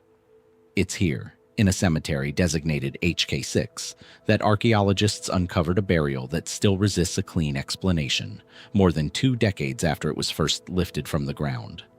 Excavated by a team led by Renee Friedman, whose work at Hierakonpolis has substantially reshaped modern understanding of predynastic Egyptian society. The burial belonged to a woman roughly 50 years old at death, notably older than most individuals recovered from this cemetery, in an era when reaching 50 at all was a considerable rarity. What set her grave apart wasn't her age, though. It was what surrounded her. Laid out with the woman, arranged as grave goods within her burial, were the remains of at least 3 birds identified as trumpeter finches or similar small avian species, along with additional animal remains found nearby, including a juvenile aurochs, a massive, now extinct wild ancestor of domestic cattle. Her grave sat within a broader cemetery area that had already produced other unusual animal burials, including dogs, goats, and even elephants interred with evident ceremony elsewhere at the site. Part of what researchers have come to recognize as an extraordinarily rich predynastic tradition of animal-human ritual association at Hierakonpolis, predating by well over 1,000 years the sort of institutionalized animal cults that would later produce the Anubis catacombs at Saqqara. But it's a specific set of skeletal features on the woman herself that earned her the nickname researchers still use today, the Bird Lady. Her bones showed distinctive characteristics in the shoulders and hips that some researchers interpreted as reminiscent of avian skeletal structure, a resemblance striking enough that, combined with the bird remains buried alongside her, it raised the possibility she may have been deliberately presented, in death, as something between human and bird. Her original excavators noted the arrangement invited comparison to later, far more developed Egyptian religious iconography, in which certain deities and forces were regularly depicted with human bodies and animal or bird heads, a visual grammar that would come to define Egyptian religious art for the next 3,000 years, but which had no confirmed precedent this early in the archaeological record prior to this find. That is where the caution has to enter, and where the mainstream reading of this burial diverges sharply from its more speculative interpretation. Predynastic Egypt at 3600 BC left no writing behind to explain itself. No inscriptions, no religious texts, nothing that could confirm what this woman meant to the community that buried her, or whether the skeletal features noted by early researchers actually reflect a deliberate, meaningful pattern rather than simple natural variation. Coincidence, or even, as some later scholars have suggested, an overreading of ambiguous bone morphology filtered through the expectation of finding early bird deity symbolism, because later Egyptian religion made bird imagery so recognizable and so tempting to project backward. Later analysis and ongoing debate among specialists in the field have not fully settled whether the avian skeletal traits represent anything more than an interesting but ultimately unremarkable individual variation. What isn't in serious dispute is the broader significance of her burial's placement and treatment within the cemetery. Grave goods, animal remains, and burial care of this kind at Hierakonpolis have consistently been associated with individuals of unusually high status, a status marked out through ritual and material means long before Egypt had kings, crowns, or any of the formal symbols of authority later Egyptian civilization would develop. If the bird lady wasn't a literal proto-deity or a ritual specialist deliberately styled after birds in death, she was very likely something almost as significant in the story of Egyptian civilization's development. Someone the community singled out, elevated, and marked as different, using symbolic and material language whose full meaning simply predates any text capable of explaining it to us now. Some researchers have proposed she may have held a specialized religious or shamanic role within her community. A healer, a ritual specialist, someone whose function bridged the human and animal or spirit world in ways later, more codified Egyptian religion would eventually formalize into the animal-headed gods so familiar from temple walls and papyri. This reading remains speculative, grounded more in the logic of what came later than in direct evidence from her own burial context. But it isn't dismissed outright by mainstream Egyptology either, largely because Hierakonpolis as a whole has produced such a consistent, repeated pattern of elaborate animal-human ritual burial that treating any single grave, including hers, as a total anomaly increasingly seems like the less defensible position. She has waited more than 5,500 years for someone to ask what her community meant by burying her this way, and the honest answer researchers can offer remains only partial. Was she Egypt's earliest known intermediary between the human and the divine, a woman styled in death as something more than mortal, generations before any god had a settled name or a settled form? Or is the resemblance to later religious iconography simply a trick of hindsight, a pattern? Modern eyes are primed to see precisely because we already know what Egyptian religion eventually became. Her bones, bird-like or not, have kept that answer to themselves. In 1996, a donkey belonging to a guard at the Bahariya Oasis, some 380 kilometers southwest of Cairo, stumbled and put its leg through a hole in the desert ground. That small, unremarkable accident led directly to the guard reporting the hole to antiquities authorities, and that report led, in turn, to Egyptologist Zahi Hawass, leading an excavation that would uncover one of the largest and most richly furnished burial sites of the Greco-Roman period ever found in Egypt. What lay beneath that donkey's misstep was a vast necropolis, now known as the Valley of the Golden Mummies, dating to a period spanning roughly the 1st century BC through the 2nd century AD. The era in which Egypt sat under Roman rule, its ancient traditions blending increasingly with the customs of its new imperial governors.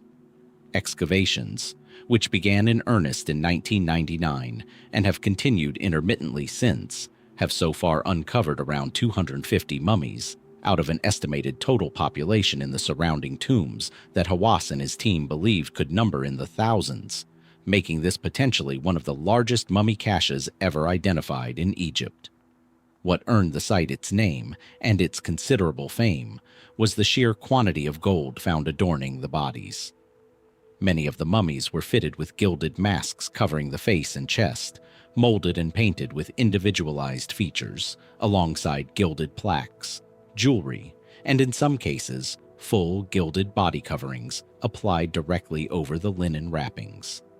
This wasn't the treatment reserved exclusively for royalty or high priests, as gold-adorned burial had typically been in earlier periods of Egyptian history.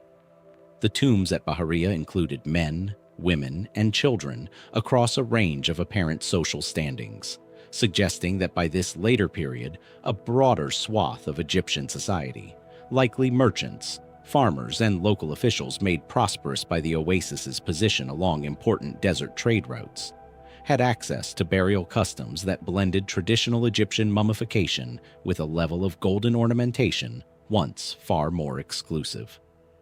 The tombs themselves reflect a similarly layered cultural moment. Family burial chambers, cut into the rock and reused across multiple generations, held mummies wrapped in the traditional Egyptian style, their faces and chests covered with painted or gilded cartonnage.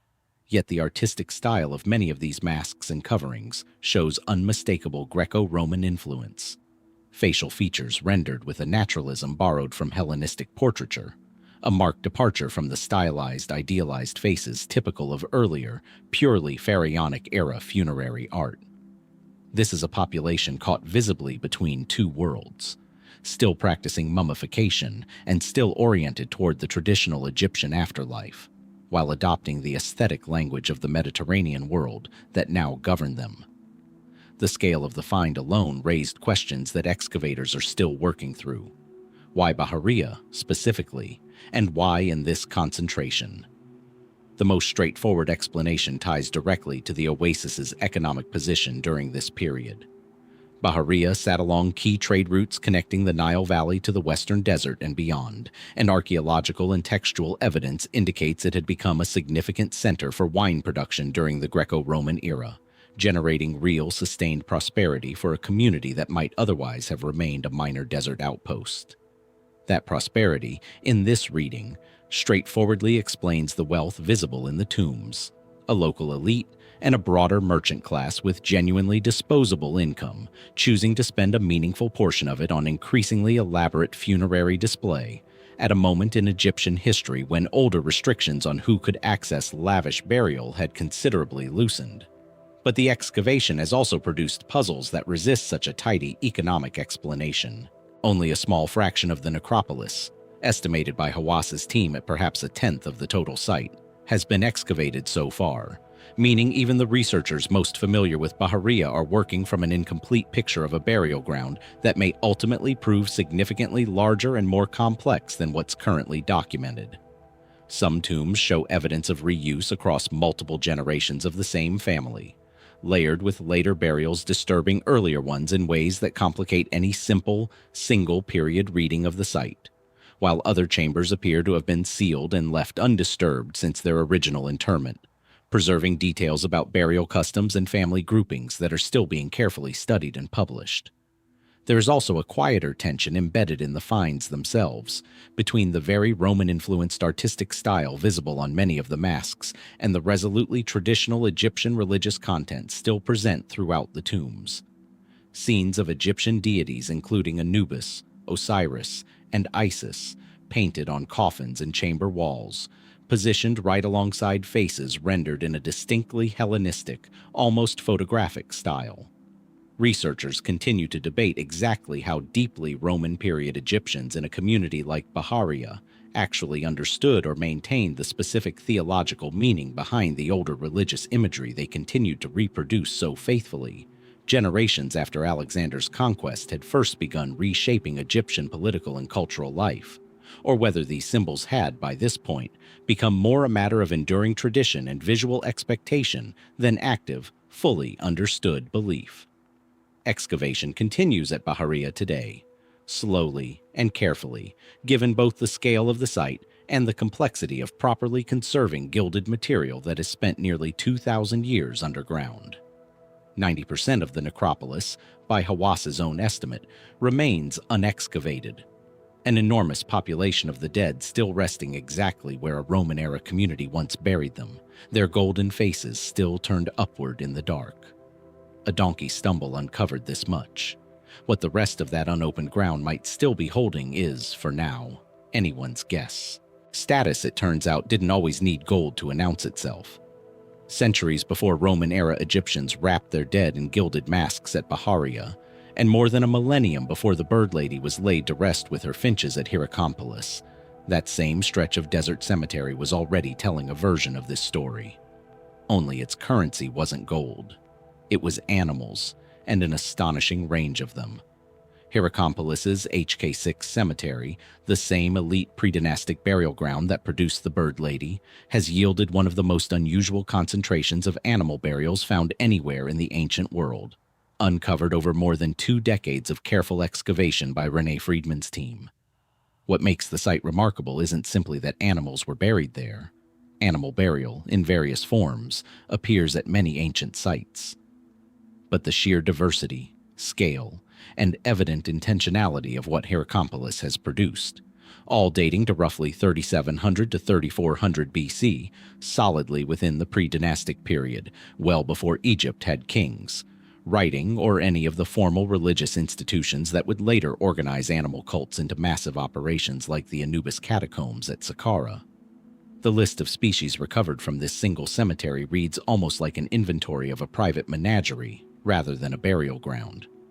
Alongside dogs and goats, excavators uncovered the remains of baboons, animals not native to Egypt and requiring long-distance trade or exchange networks stretching south toward Nubia, and beyond simply to be present at the site at all. They found leopards, an animal that would have posed genuine danger to manage while alive. They found hippopotamuses, among the most physically formidable creatures native to the Nile Valley. And in one particularly striking case, they uncovered the remains of an elephant, a young one, buried with clear evidence of ceremony rather than casual disposal. That elephant burial in particular has drawn sustained scholarly attention. Analysis of the animal's skeleton revealed something unexpected. A healed fracture, evidence the animal had suffered a broken bone at some point during its life and survived long enough afterward for the injury to mend. That detail matters enormously because it means the elephant wasn't simply captured and immediately killed for ritual purposes. It had been kept alive, cared for through recovery from a serious injury for some period of time before its eventual death and burial, implying a degree of sustained human management and quite possibly genuine attachment or investment that goes well beyond what a purely symbolic or one-time ritual sacrifice would require. This is where the site's mainstream interpretation begins to take shape, and where its stranger implications start to surface as well. Friedman and her colleagues have proposed that HK6 functioned, at least in part, as something like an early menagerie, a managed collection of exotic and dangerous animals maintained by the elite of Hierakonpolis, quite possibly as a demonstration of that elite's power, wealth, and reach. In a society without writing, without monumental architecture on the scale later Egyptian kings would command, and without any of the conventional symbols of authority that would develop over the following centuries, the ability to acquire, keep, and eventually ceremonially bury creatures like leopards, baboons, and elephants may have functioned as its own powerful language of status, proof of trade connections extending far beyond the Nile Valley, and proof of the sheer resources required to control animals most people would never otherwise encounter. If that reading holds, it reframes HK6 as evidence of something genuinely significant in the earliest development of Egyptian political power. Hierarchy and elite display emerging not through inherited royal ideology, which hadn't been invented yet, but through the harder, more immediate spectacle of controlling nature itself, including animals that could kill the very people responsible for keeping them. What remains far less settled is exactly how these animals were treated in the process, and what specific beliefs, if any, underpinned their burial. Were they kept as living symbols of prestige during an elite individual's life, only to be ceremonially killed and interred alongside their owner at death, continuing to serve as a marker of status into the afterlife, the way retainer burials would later serve Egypt's earliest kings at Abydos?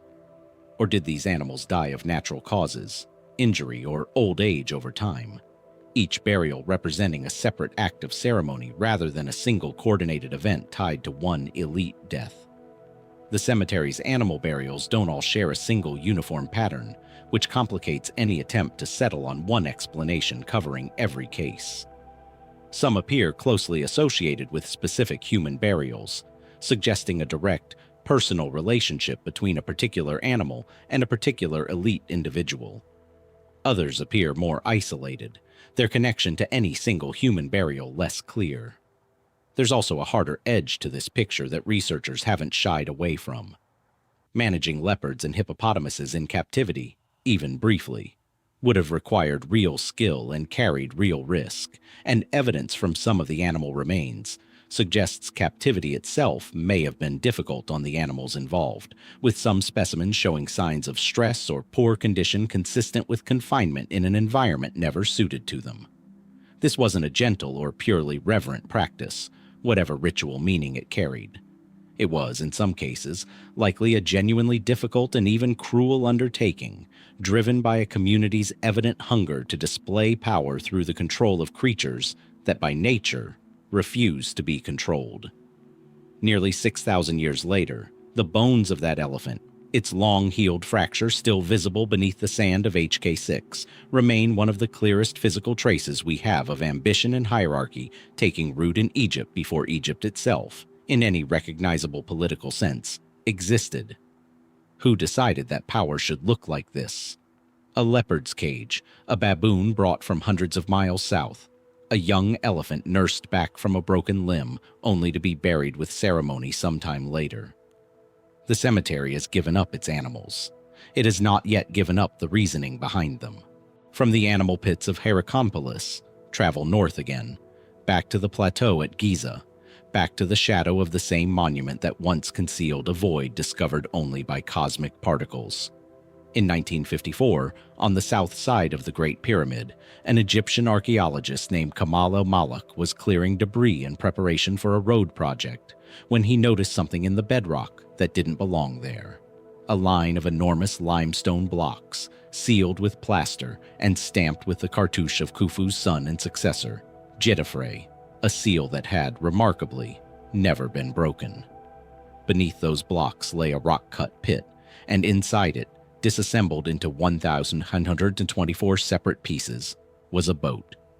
Not a model, not a symbolic miniature, but a full-sized, seaworthy vessel over 43 meters long, built almost entirely from Lebanese cedar, its planks stitched together not with metal fasteners, but with rope, in a construction technique so sophisticated that when Egyptian restorer Ahmed Yusuf Mustafa began the painstaking work of reassembling it, a process that took over a decade, the wood, despite more than 4,500 years underground, was found to be in remarkably good condition, still supple enough in places that ropes used in the original construction had to be carefully studied to understand how they'd once held the hull together without a single nail. The purpose behind the boat's construction is, in broad strokes, well understood within Egyptology, grounded in a religious framework attested across a wide range of Old Kingdom textual and artistic sources. Egyptian belief held that the sun god Ra traveled across the sky each day and through the underworld each night, aboard a solar bark, a boat built for a god, not for mortal transport. Pharaohs, understood as divine or semi-divine figures whose fate was bound up with the sun god's own eternal journey, were frequently depicted or equipped in their burials with vessels meant to carry them alongside Ra on this same daily voyage through the afterlife. Khufu's boat in this reading was constructed and buried specifically to serve that function. A functional, full-scale vessel meant to carry the pharaoh's spirit across the sky for eternity, disassembled and sealed in its pit sometime shortly after his death around 2560 BC. What complicates this otherwise coherent explanation is a detail that continues to nag at researchers: The boat shows genuine physical evidence of having been used in water before its burial. Wear patterns on the hull, the pattern of the rope lashings, and subtle water staining identified during restoration all point toward a vessel that had actually been sailed. Not simply built, assembled once for ceremony, and immediately entombed as a purely symbolic object. This raises a question that the religious explanation alone doesn't fully resolve. Was this boat used to ferry Khufu's actual mummified body down the Nile as part of his funeral procession, a practical, physical craft doing physical funerary work before being ritually retired and buried alongside him? Or had it served some other purpose during his lifetime, or immediately after his death, only later repurposed for burial once its physical usefulness had ended? The evidence supports genuine use. It does not specify exactly what that use was. The discovery of a second pit alongside the first, identified through radar and other remote sensing methods in the 1980s, but left unopened for decades out of concern for the fragile state of whatever lay inside, only deepened the puzzle.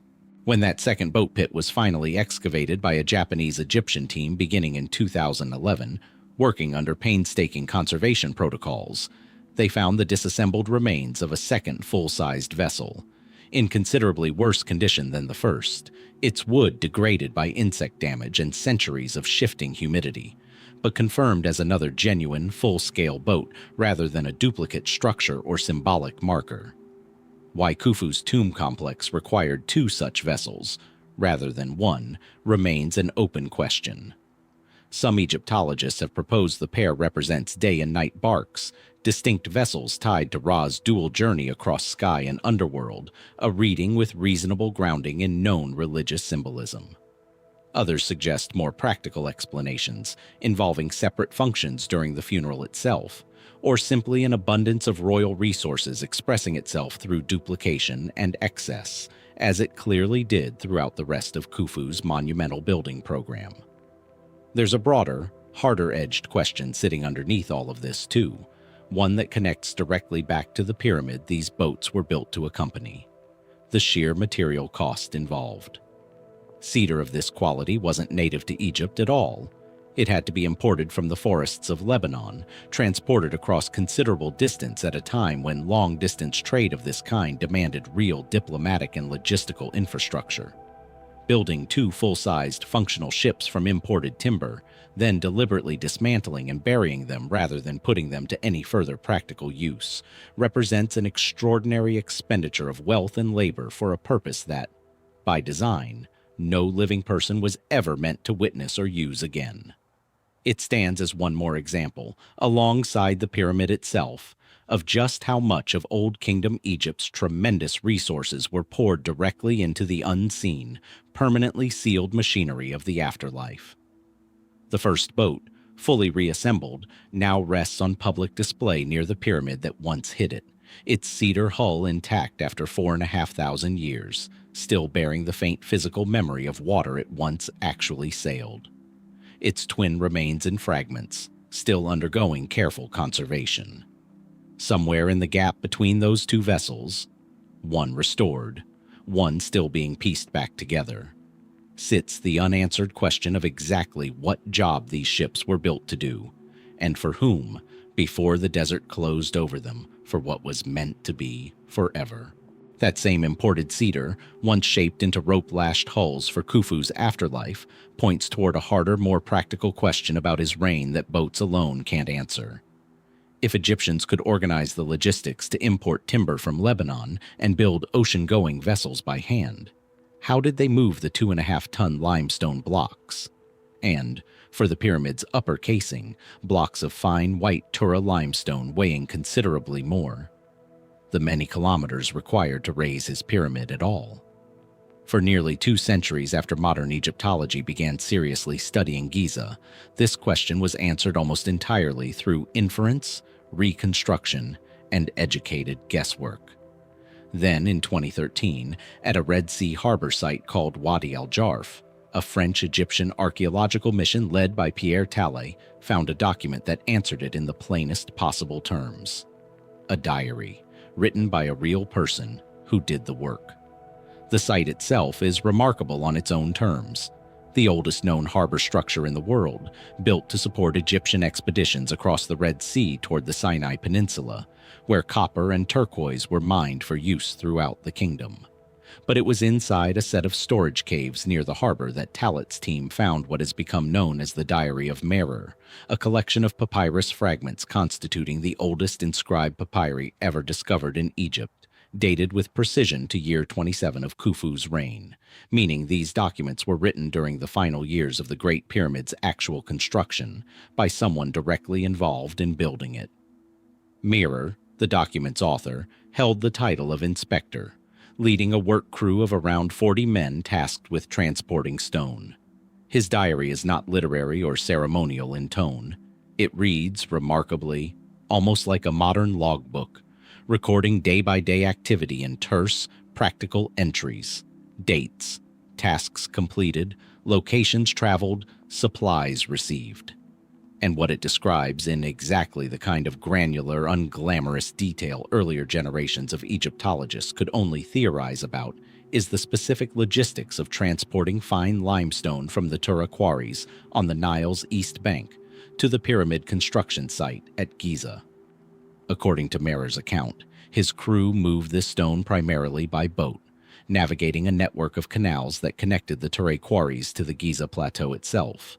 Waterways that no longer exist today, long since silted over and vanished from the landscape, but which the diary now confirms were both real and actively used as core infrastructure for the pyramid's construction.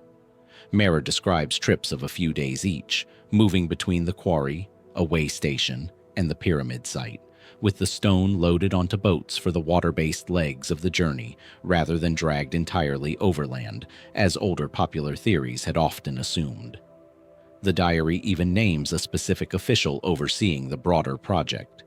Ankaif, Khufu's half-brother, identified in Merer's account as the vizier directing operations at Giza, a detail that, for the first time, put a specific, named individual in direct administrative charge of construction during the reign of the pharaoh who built the largest pyramid in Egypt. This discovery didn't merely confirm a working theory, it fundamentally reshaped it. Prior to Merer's diary, transportation theories for Giza's stone leaned heavily on land-based methods, envisioning armies of laborers hauling blocks on sledges across desert terrain, with water transport assumed mainly for the initial river crossing from the quarry's general direction. The diary revealed something more specifically engineered, a canal system extending much closer to the construction site itself than previously assumed, reducing the most physically brutal portion of the journey and replacing it with water transport for a far greater share of the route than earlier models had proposed. It was a logistics solution as sophisticated in its own way as the pyramid had helped build, evidence of hydraulic engineering and infrastructure planning that Old Kingdom Egyptians clearly possessed, but had left almost no other direct written trace of. Even with this remarkable new clarity, though, the diary doesn't resolve every open question about the pyramid's construction. Merer's account focuses specifically on the fine Tura limestone used for casing and outer surfaces, the pyramid's finishing material, not its core. The far larger volume of local limestone that makes up the bulk of the pyramid's actual mass, quarried much closer to Giza itself, isn't the subject of his diary, meaning questions about the logistics of that core material's movement and placement remain reliant on other lines of evidence and inference. And while the diary confirms boats and canals handled the long-distance transport, it says comparatively little about the final, most debated stage of the process, precisely how blocks were raised into position on the pyramid itself, a question that has generated its own long history of competing ramp theories, none of which the Wadi el-Jarf papyri directly settle. There's also the matter of what else might still be sitting in those storage caves or in similar caches yet unfound along Egypt's Red Sea coast. The Diary of Merer represents the earliest inscribed papyrus ever recovered from Egypt, meaning it predates, by a significant margin, nearly every other written record historians have used to reconstruct Old Kingdom administration and daily life. If a single inspector's logbook could rewrite 2 centuries of assumptions about how the Great Pyramid was built, the obvious question follows naturally. What other administrative records, written by other overlooked officials doing unglamorous practical work, might still be buried somewhere along that same coastline, waiting to correct whatever confident theories currently stand in their place. Among the names recovered from that hidden shaft above Deir el-Bahari, one belonged to a king whose reign, whose monuments, and whose sheer physical presence dominate more of Egypt than perhaps any other pharaoh in the country's long history. Ramesses II, called Ramesses the Great, who ruled for 66 years beginning around 1279 BC, and whose colossal statues still stare out across temple courtyards from Abu Simbel to Luxor. When his mummy finally emerged from obscurity in 1881 among the TT-320 cache, it brought with it a body that modern science would spend more than a century still learning to read.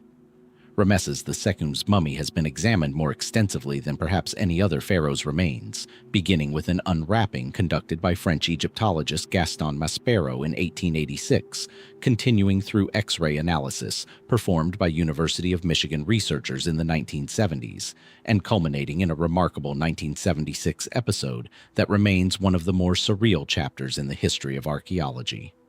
Concerned that the mummy was deteriorating from a fungal infection, Egyptian authorities actually flew the 3,000-year-old body to Paris, where it was received at Le Bourget Airport with the formal honors typically reserved for a visiting head of state, complete with an Egyptian passport listing his occupation, somewhat wryly, as king, deceased. What that sustained scientific attention has revealed is a body that carries, quite literally, the physical record of an extraordinarily long and eventful life. Analysis has confirmed Ramesses stood close to 1.7 meters tall, with reddish hair, a detail confirmed through microscopic examination that surprised researchers accustomed to assuming dark hair as a default for ancient Egyptians, and one that has fueled ongoing, unresolved discussion about his possible ancestry, given that his father's lineage traced to the Nile Delta region, an area with historically more contact with Mediterranean and Near Eastern populations than Egypt's south.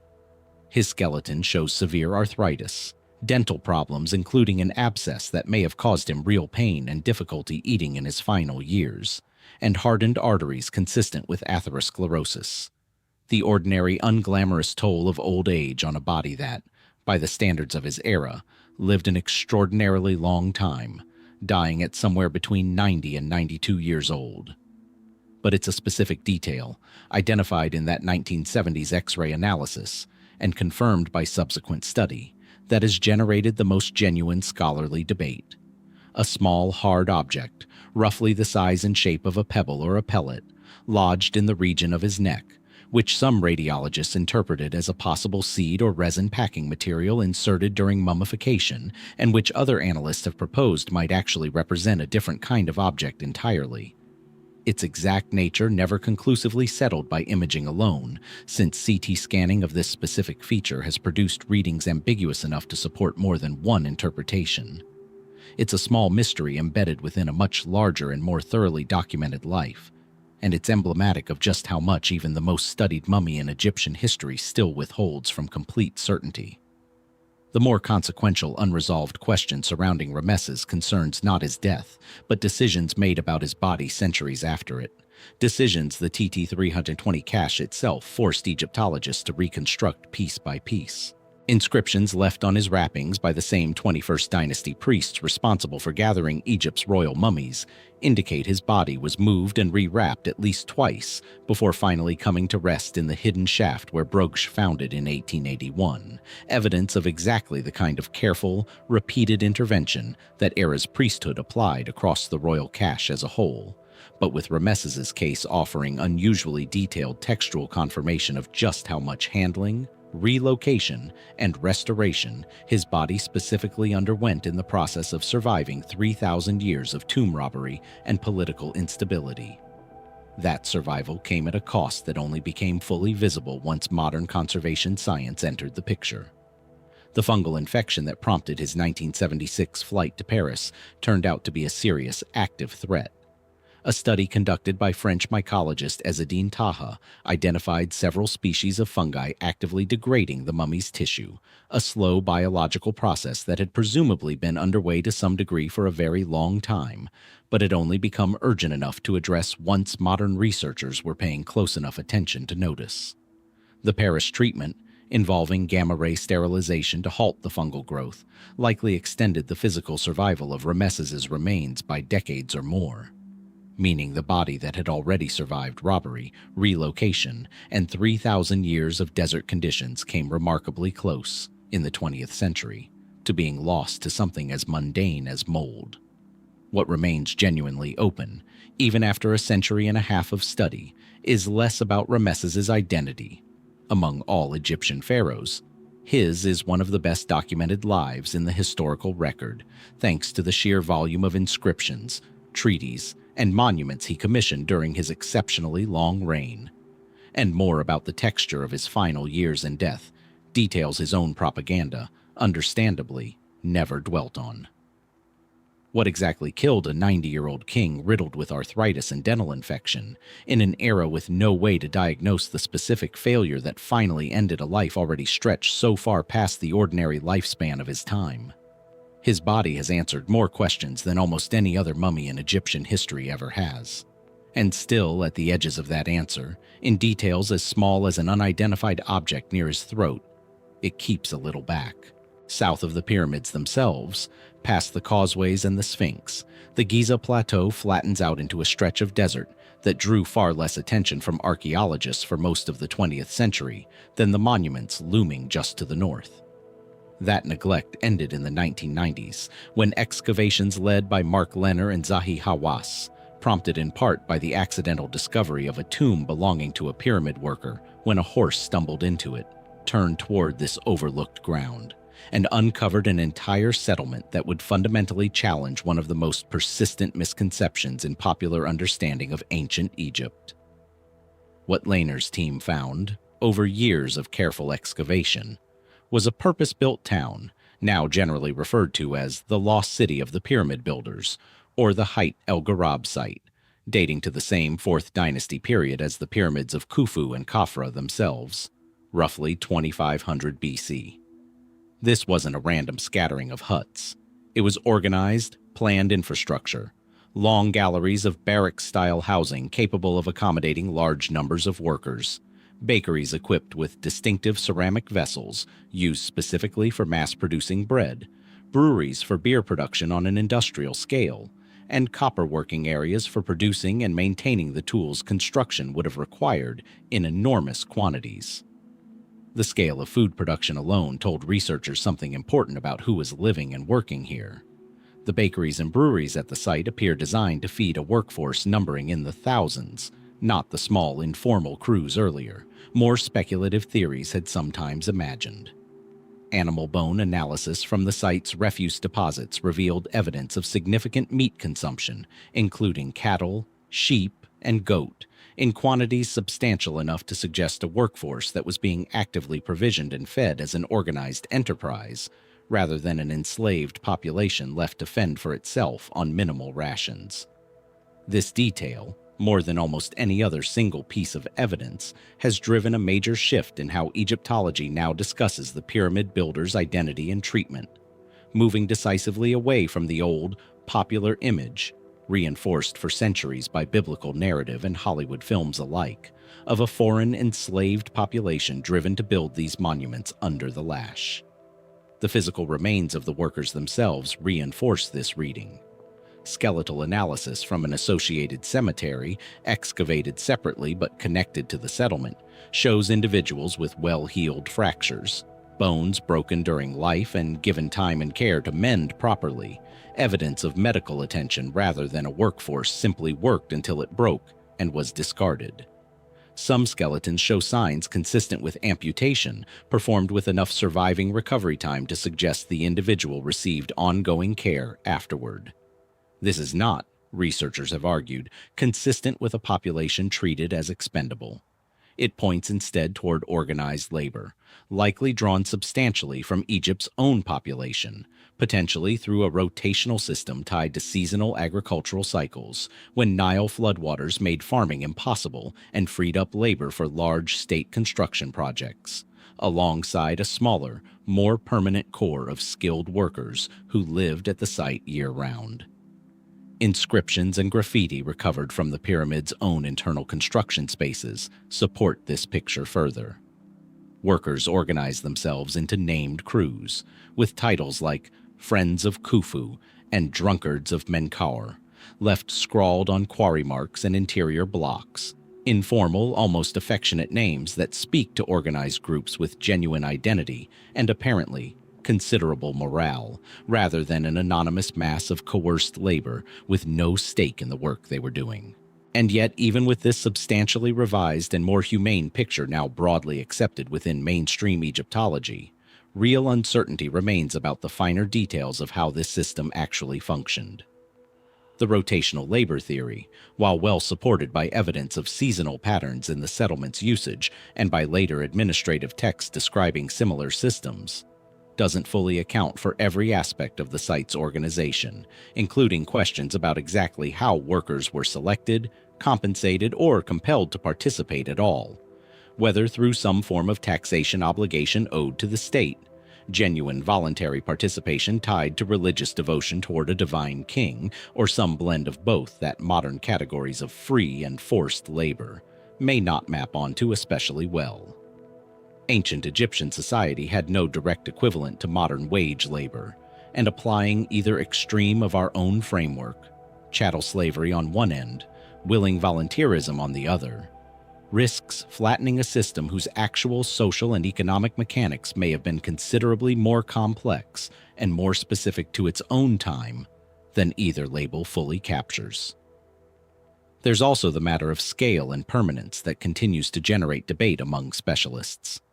Estimates for the total workforce required to build the Great Pyramid within Khufu's reign have ranged considerably over the decades, from Herodotus's ancient and almost certainly exaggerated claim of 100,000 laborers, down to modern estimates in the range of 20,000 to 30,000 workers active at any given time, a figure derived substantially from the settlement's own apparent capacity.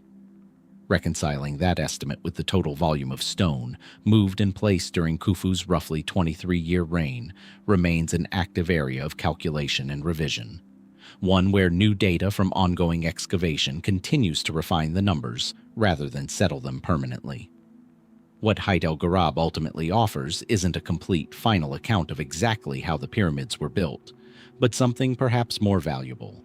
A corrective to a myth that had gone unquestioned for millennia, replaced not with certainty, but with a harder, more specific, and more human puzzle. The logistics of organizing, housing, and feeding thousands of ordinary Egyptians on a rotating seasonal basis, sustained across decades, to raise a monument most of them would never live to see completed in its final, polished form. The bakeries have long since gone cold. The barracks long since collapsed into the sand they were built from. But the bread molds and the bones left behind still argue, quietly and specifically, against every version of this story that came before them. Those same bones, carefully mended, quietly testifying to lives cared for rather than discarded, belong to anonymous workers whose names, in almost every case, didn't survive alongside them. Just over a mile away, in the Valley of the Kings, a very different pair of skeletons would surface in 1905, wrapped, coffined, and labeled in unmistakable detail. The mummies of a couple named Yuya and Thuya, whose tomb would remain for 17 years, the most intact and well-preserved royal-adjacent burial ever found in Egypt, until a young king named Tutankhamun eventually eclipsed it. The tomb, designated KV-46, was discovered by an excavation team working under English archaeologist James Quibell, funded by the American lawyer and antiquities enthusiast Theodore Davis. What made the find immediately extraordinary wasn't royal blood. Yuya and Thuya were not pharaohs, and had no direct claim to the throne. Their significance came instead from their relationship to one, their daughter, Tia, had married Amenhotep III and become his great royal wife, making Yuya and Thuya the grandparents of Akhenaten, and, by extension, the great-grandparents of Tutankhamun himself, a family lineage sitting directly at the center of one of the most consequential and turbulent stretches of 18th dynasty history. Their tomb, though modest by royal standards, had escaped the systematic looting that had stripped nearly every other burial in the valley, and what Kibel's team found inside stunned even seasoned excavators. Gilded coffins in near-pristine condition. Furniture, including chairs and a chariot, preserved well enough to reveal fine detail in their construction and decoration.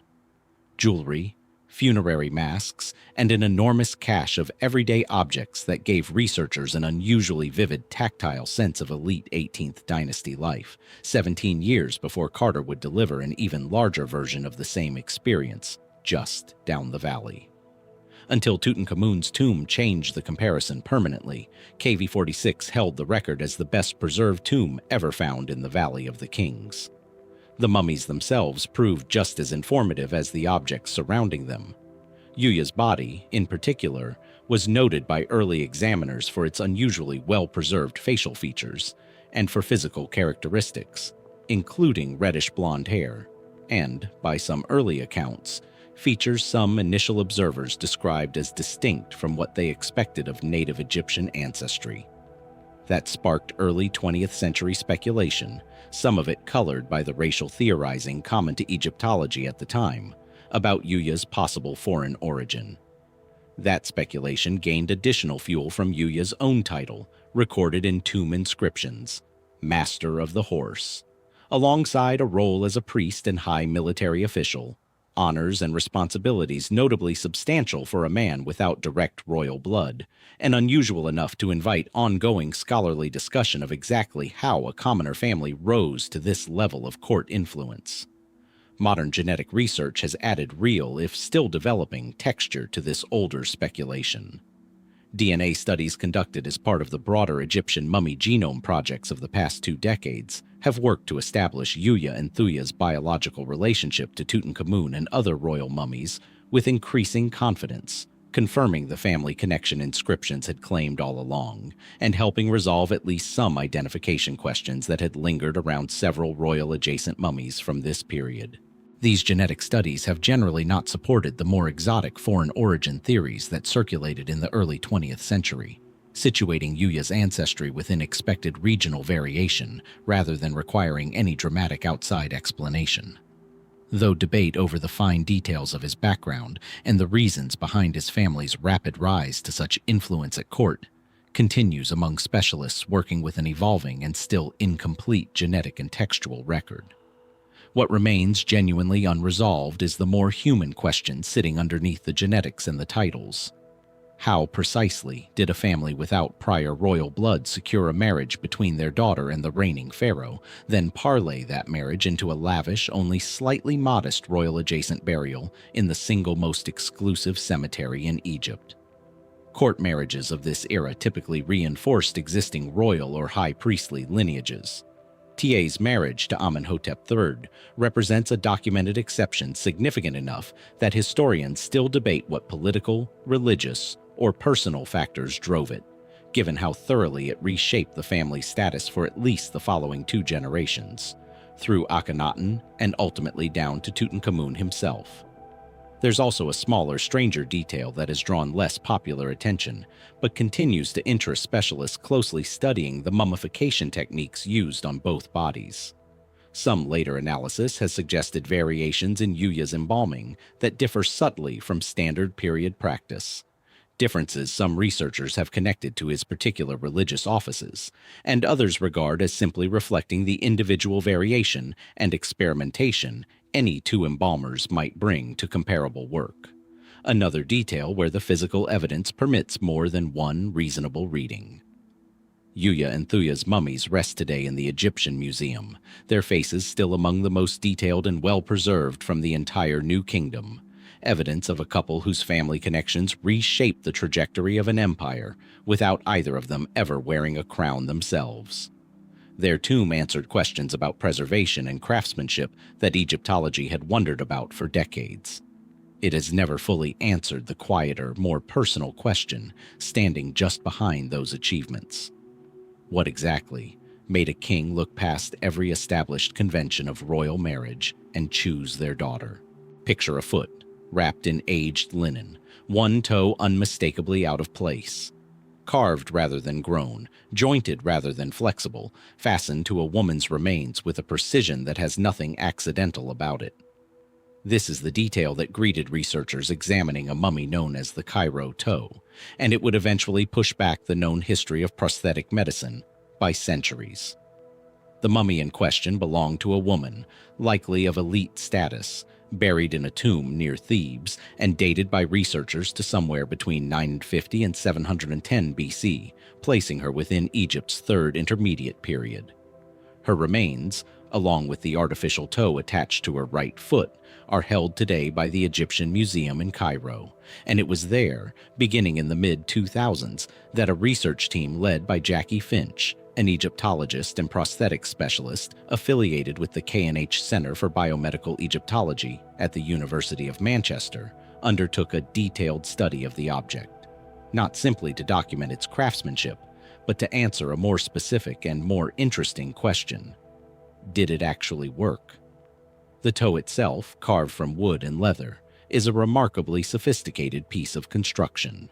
It consists of multiple articulated parts, stitched together with leather lacing in a way that allowed a limited but genuine degree of movement at the joint, closely mimicking the natural flex of a human toe during walking.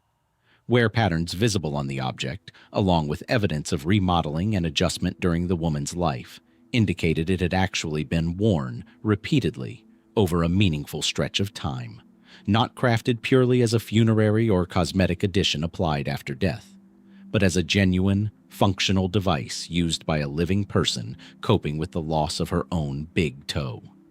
That distinction matters enormously to the object's significance, and it's precisely what Finch's research set out to test directly. Working with volunteers who had experienced similar toe amputations and using replicas of both this prosthetic and a second, similar artificial toe known as the Greville Chester toe, a simpler carton-age version held by the British Museum, Finch's team measured how each device actually performed under real walking conditions, analyzing gait, pressure distribution, and the mechanical stress placed on volunteers' feet while wearing Egyptian-style sandals fitted with the prosthetics. The results indicated a meaningful, measurable difference between the two objects.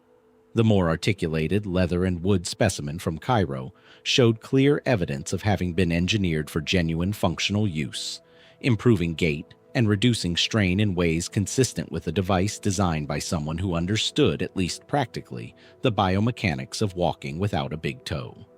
The simpler Greville Chester toe, by contrast, appeared less suited to sustained functional use, suggesting it may have served a more cosmetic or ceremonial purpose instead. If Finch's conclusions hold, and much of the subsequent scholarship in this area has treated them as persuasive, the Cairo toe represents something historians hadn't previously had solid evidence for: one of the earliest known functional prosthetic devices in human history, predating what had long been considered medicine's earliest confirmed prosthetic, the Roman-era Capua leg, a bronze and wood artificial leg dated to roughly 300 BC, by several centuries. That timeline shift alone reframes part of the broader history of medicine, pushing the origins of deliberate, biomechanically informed prosthetic design back into a period and a civilization not typically credited with this specific kind of applied medical engineering. What remains genuinely uncertain, and likely permanently so given the limits of the surviving evidence, is exactly how this woman lost her toe in the first place, and precisely who designed and built the device that replaced it. Ancient Egyptian medical papyri, including the well-known Edwin Smith Papyrus, demonstrate real sophisticated medical knowledge for their era, including detailed descriptions of injuries, treatments, and surgical procedures. But no surviving Egyptian medical text describes prosthetic toe construction specifically, meaning researchers are left to infer the existence of a broader, unrecorded body of prosthetic craft knowledge from this single physical object and its few known relatives, rather than from any direct textual account of how or why it was made. There's also an open question about how widespread this kind of practical prosthetic medicine actually was across Egyptian society. Only a small handful of ancient Egyptian prosthetic devices have survived to be studied at all, a fact that likely reflects both the perishable nature of materials like wood and leather over 3,000 years, and the reality that prosthetics of this quality may have been available only to those, like this woman, with the resources and status to commission genuinely custom, well-fitted medical devices. Whether similar, cruder solutions existed more broadly among ordinary Egyptians who lost fingers, toes, or limbs to injury, accident, or disease, and simply left no trace durable enough to survive into the archaeological record, is a question the current evidence can't settle either way. The woman who wore this toe walked with it, adjusted it, and apparently trusted it enough to keep using it for years, in a civilization we don't typically credit with this particular, quietly practical brand of medical ingenuity.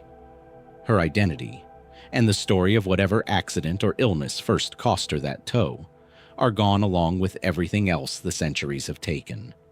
What remains is the device itself, still articulated at its leather joint, still shaped by hands that understood exactly what a foot needs in order to walk.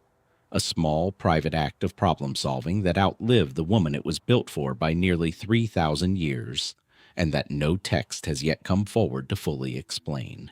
A single carved toe, small and easily overlooked, turned out to preserve an entire ordinary act, walking, across 3,000 years. In the tomb of a Middle Kingdom official named Maqetra, discovered largely intact in 1920 near Deir el-Bahari, archaeologists found something that performs a similar trick on a far grander scale. Not one fragment of daily life, but dozens of complete miniature scenes of it, built to last forever in the dark. The tomb belonged to Maqetra, a high steward who served during the reign of Mentuhotep II and into the early 12th dynasty, roughly 2000 BC, and it was excavated by a joint expedition from the Metropolitan Museum of Art and Harvard University, led by Herbert Winlock, the same archaeologist whose earlier work at Deir el-Bahari had uncovered the decapitated soldiers of Tomb 507 a few years before. Maqetra's tomb had been robbed in antiquity, its more obviously valuable contents long since stripped away. But the thieves, in their haste, missed a small sealed chamber hidden behind a plastered and deliberately concealed wall. And inside it, undisturbed for 4,000 years, sat one of the most extraordinary collections of ancient models ever recovered from Egypt. There were 24 wooden models in total, each one a complete, carefully constructed miniature diorama populated with small carved figures, painted in vivid detail and posed mid-activity. A model granary showed workers measuring and recording grain. A weaving workshop depicted women at their looms, producing linen under the watchful eye of an overseer. A slaughterhouse scene showed butchers processing cattle with tools rendered in precise miniature. There were boats, sailing vessels and rowing vessels alike, complete with tiny crews positioned at oars and rigging, along with a model garden, its small pool surrounded by carved sycamore trees, and a model of Maqetra's own house, portico and columns rendered in careful proportion. The purpose behind these models sits within a well-understood strand of Egyptian funerary belief, one that had already begun replacing some of the more extreme practices seen in Egypt's earliest royal tombs.